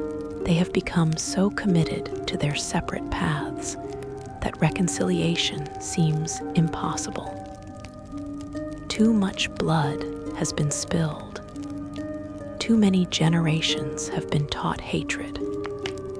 Too much identity has been built on opposition to their cousins. And somewhere in the spaces between planes, the spirits of those who fought in the original rebellion watch and weep. They gave everything to free their people from bondage. They endured horrors that would break lesser beings. They achieved victory against impossible odds. And their reward was to watch their descendants transform liberation into eternal conflict, to see freedom become excuse for perpetual war, to witness the ultimate proof that winning can be the first step toward a defeat more profound than any loss. Lore number 10, the Slaad's Chaos Song. The multiverse is vast beyond mortal comprehension. Scholars spend lifetimes attempting to chart its infinite layers, only to discover that for every plane they document, 1,000 more exist just beyond perception. Some of these realms follow rules that mortal minds can grasp. Others exist in states so alien that even witnessing them can unravel sanity. Among these countless worlds, there is one plane that embodies randomness itself, a realm where thought becomes reality, where matter shifts without warning, where the only constant is change. This place is called Limbo, and within its churning storms of raw possibility, creatures were born that should never have existed at all. Long ago, in an age when the gods still argued over the fundamental nature of existence, a debate raged across the outer planes. The question was simple enough in its asking, though its answer would shape reality for eons to come. Should the multiverse be governed by law and structure, or should it remain forever wild, unpredictable, free? The gods of law looked upon creation and saw potential for perfection, for systems that could be refined until they operated with mechanical precision. The gods of chaos gazed at the same creation and saw beauty in its randomness, possibility in its disorder, freedom in its refusal to be bound. The conflict between these philosophies was not merely academic. It was fundamental. It was war without armies, battle without blood, though its consequences would be written in both. The gods of law believed that chaos was a disease to be cured, an infection that prevented the multiverse from achieving its true potential. They looked at Limbo and saw not a realm of infinite possibility, but a cancer that needed to be excised. And so they made a decision that would echo through the ages. They would not simply contain chaos. They would destroy it entirely. They would erase Limbo from existence and impose absolute order upon every corner of reality. The Slaadi were not yet born when this decision was made. They were possibilities waiting to become real, potentials that existed in the mathematical spaces between existence and void. But Limbo itself was aware, in the way that all planes possess a kind of consciousness, and it understood what was coming.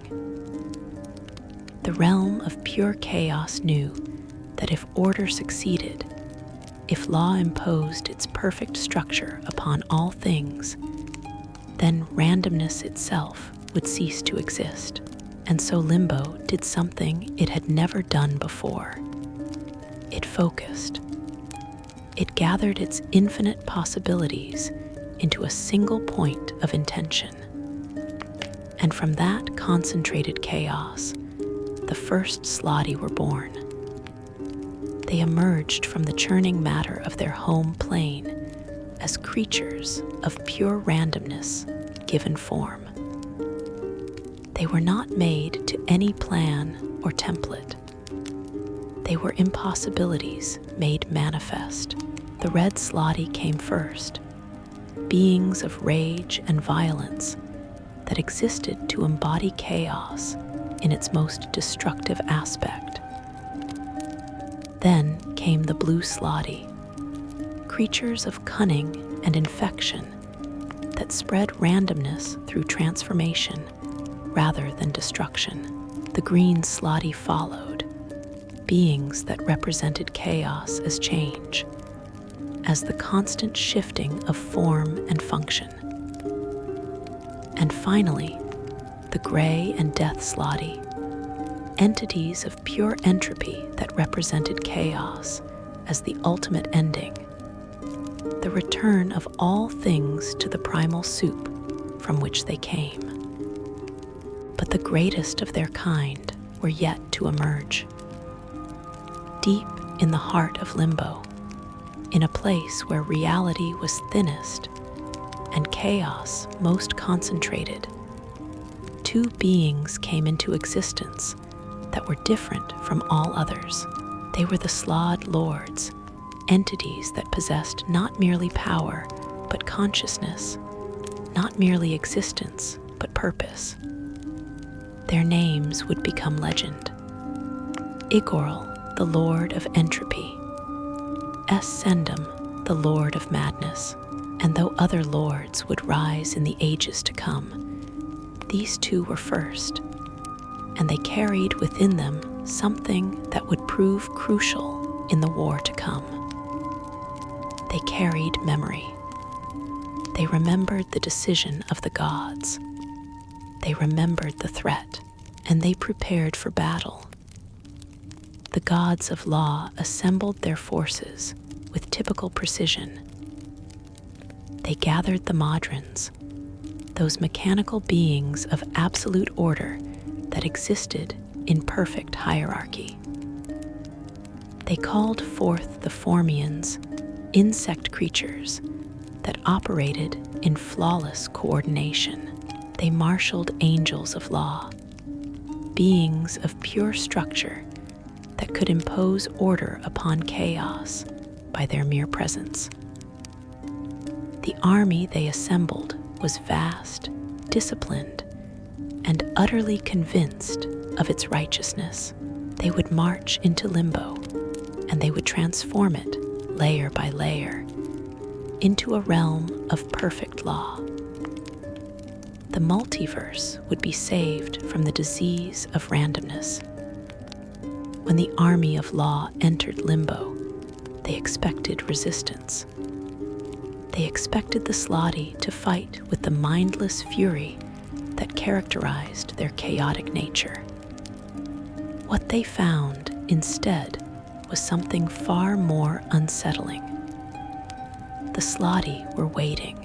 They had formed into something that resembled ranks, though their formation shifted constantly, never maintaining the same shape for more than a moment.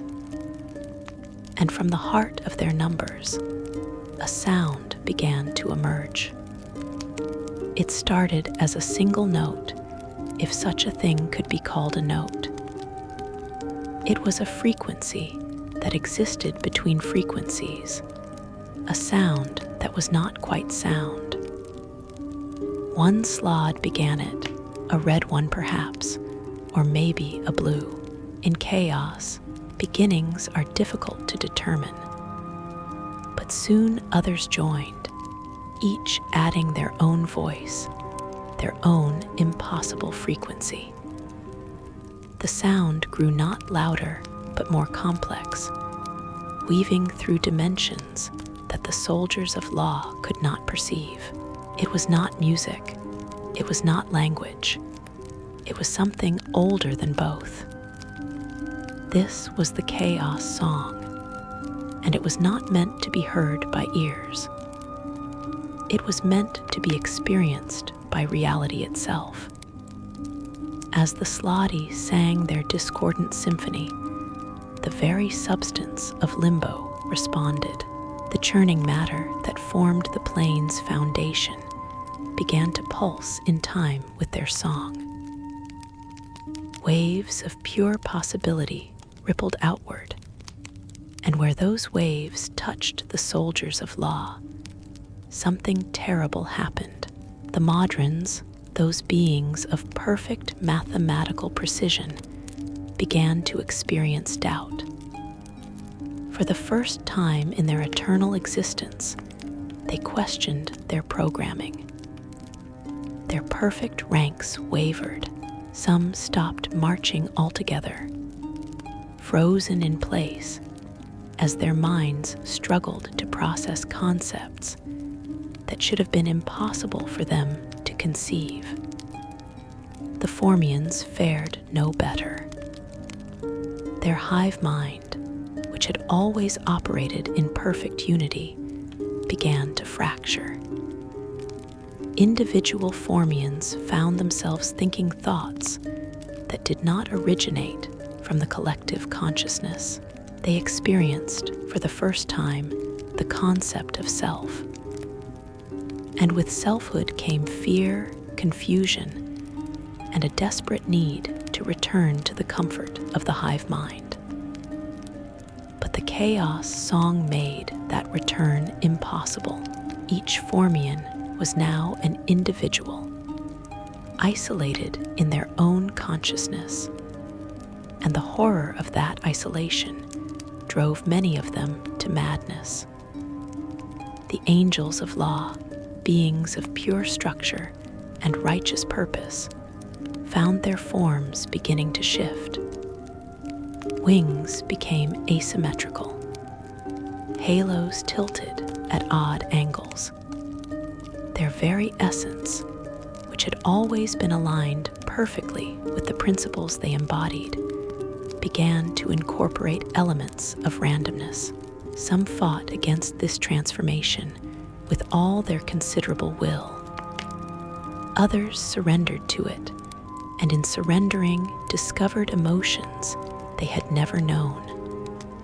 Joy without reason, sorrow without cause, laughter at nothing at all.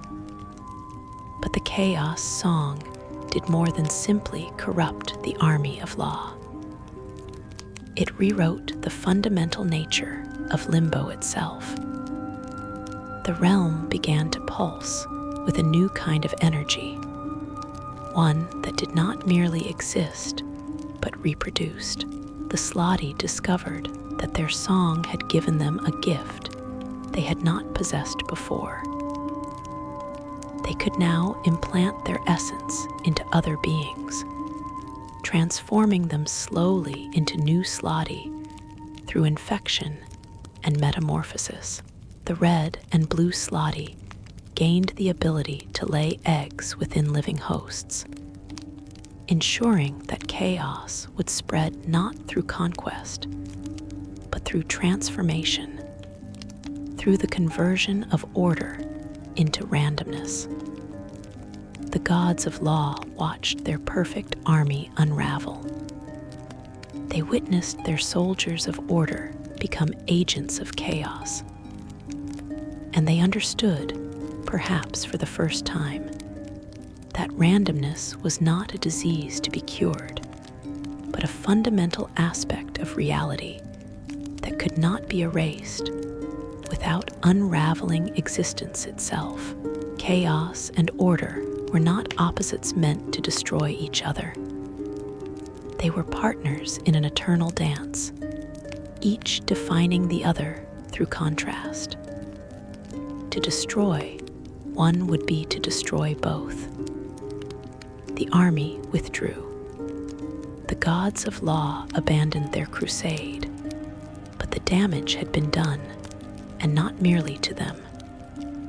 The chaos song had changed the Slaadi as well. Where once they had been mindless embodiments of randomness, they now possessed something resembling purpose.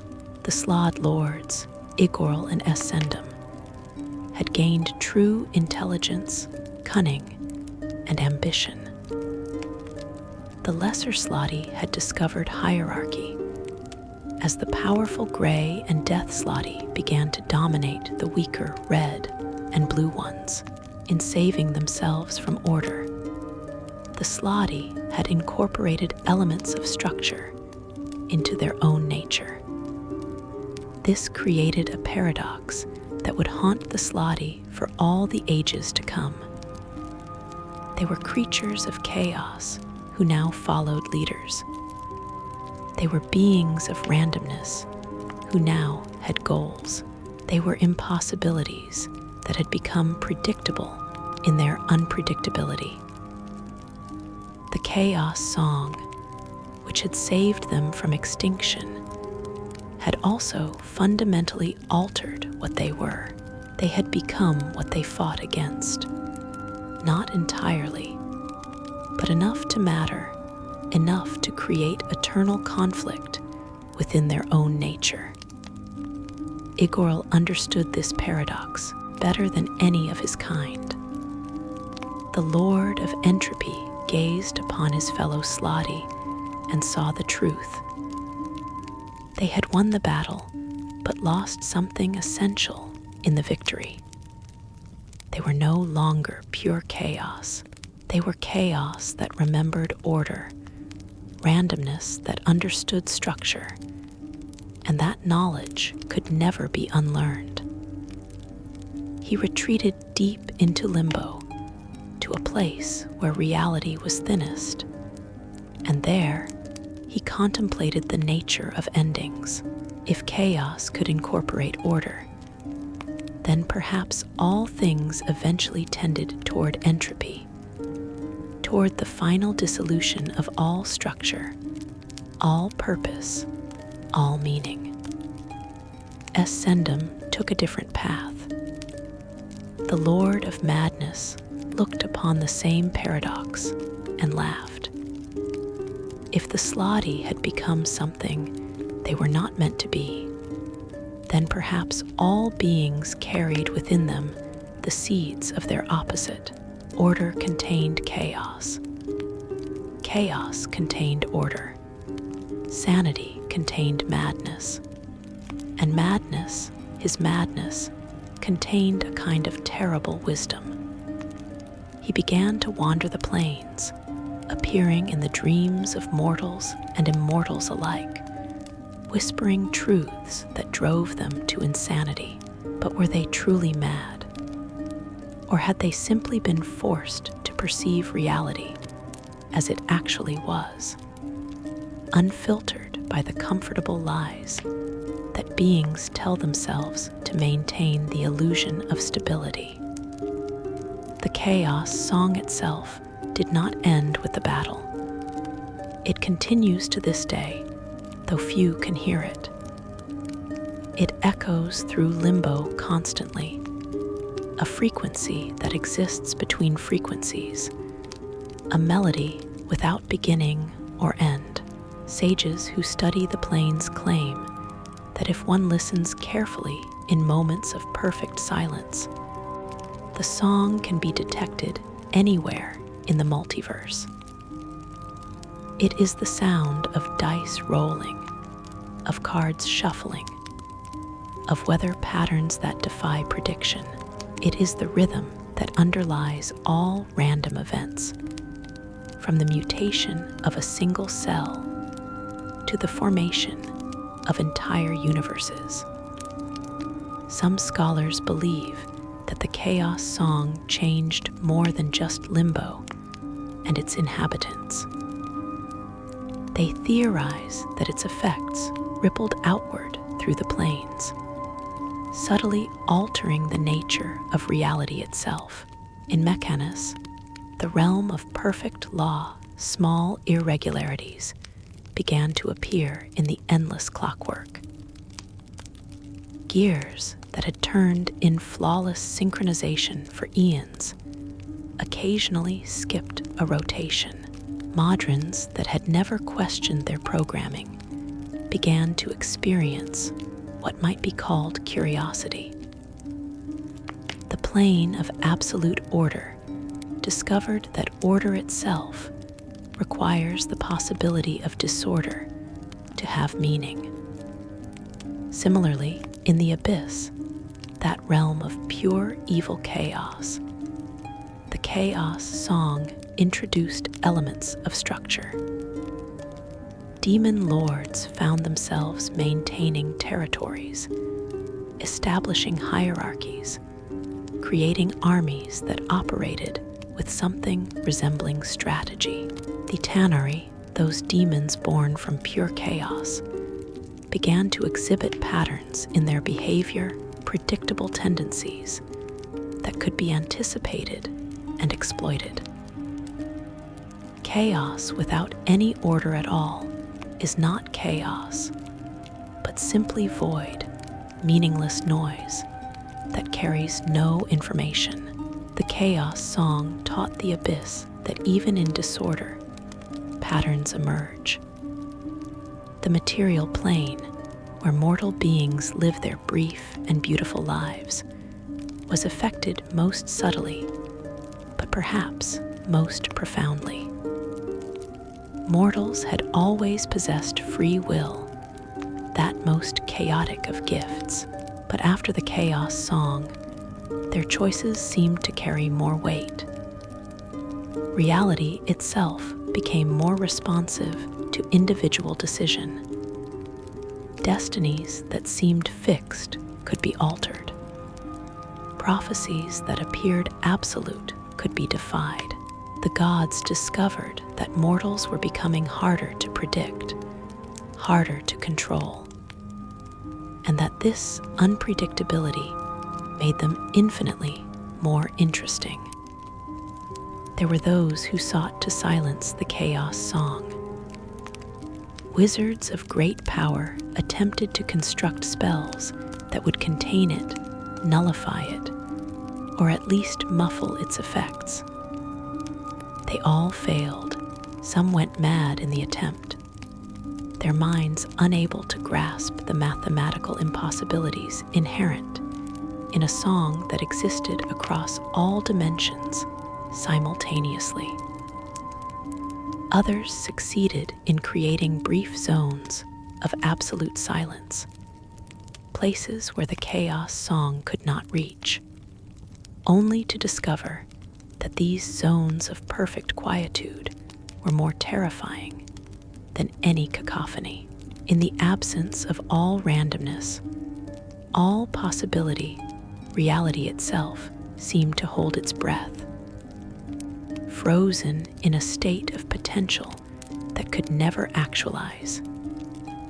The Slaadi themselves evolved over the centuries following their victory.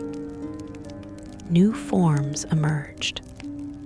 The white Slaadi appeared, beings that represented chaos as creation rather than destruction, randomness as the source of novelty and innovation. The black Slaadi came into existence, creatures that embodied chaos as oblivion, as the negation of both order and disorder. And through it all, the chaos song continued, adapting its melody to incorporate these new variations, these new expressions of randomness. Deep in forgotten libraries, in books that few dare to open, there are accounts written by those who claimed to have learned the chaos song themselves. These individuals, wizards and bards mostly, described the experience of hearing the song not as sound, but as revelation. They wrote of understanding, for brief moments, the true nature of reality. They described perceiving the multiverse not as solid and stable, but as a sea of infinite possibility, constantly collapsing into momentary instances of existence before dissolving back into potential. They spoke of the terrible freedom that comes with understanding that nothing is fixed, nothing is certain, that every moment contains infinite possible futures. None of these individuals survived long after their revelations. Some simply vanished, their existence erased as thoroughly as if they had never been. Others transformed, their bodies shifting into forms that could no longer be called humanoid. A few retained their sanity long enough to warn others away from seeking the song. They all agreed on one thing, though. The chaos song was not meant for mortal minds. It was reality singing to itself, the multiverse celebrating its own impossible existence. And to hear that song truly was to step outside the comfortable illusion of fixed and solid existence into the terrifying truth of perpetual change. The war between law and chaos did not end with the retreat of the gods. It continues to this day, fought not with armies, but with philosophy, not with weapons, but with ideas. The Slaadi remain in limbo, spawning endless variations of themselves, spreading chaos through infection and transformation. The Modrons remain in Mechanus, maintaining their perfect hierarchies, occasionally marching forth in great processions to impose order upon the plains. And the chaos song plays on, neither heard nor silent, neither forgotten nor remembered. A melody that is not a melody, singing truths that cannot be spoken, teaching lessons that cannot be learned, reminding the multiverse that beneath all structure, all order, all meaning, there is the wild and glorious randomness from which all things emerge, and to which all things must eventually return. As we close this journey through tales of transformation, sacrifice, and the complex nature of choice and consequence, we are reminded that the multiverse contains infinite stories, each one a lesson about what it means to exist, to struggle, to choose, and to endure. From the chaos song of the Slaadi to the bitter schism of the Gith, from celestial exile to Fomorian tragedy, we have witnessed beings of power and purpose facing moments that defined not just themselves, but the nature of reality itself. These are not stories of simple heroes and villains. They are accounts of complexity, of decisions made with imperfect information, of consequences that stretched far beyond original intentions.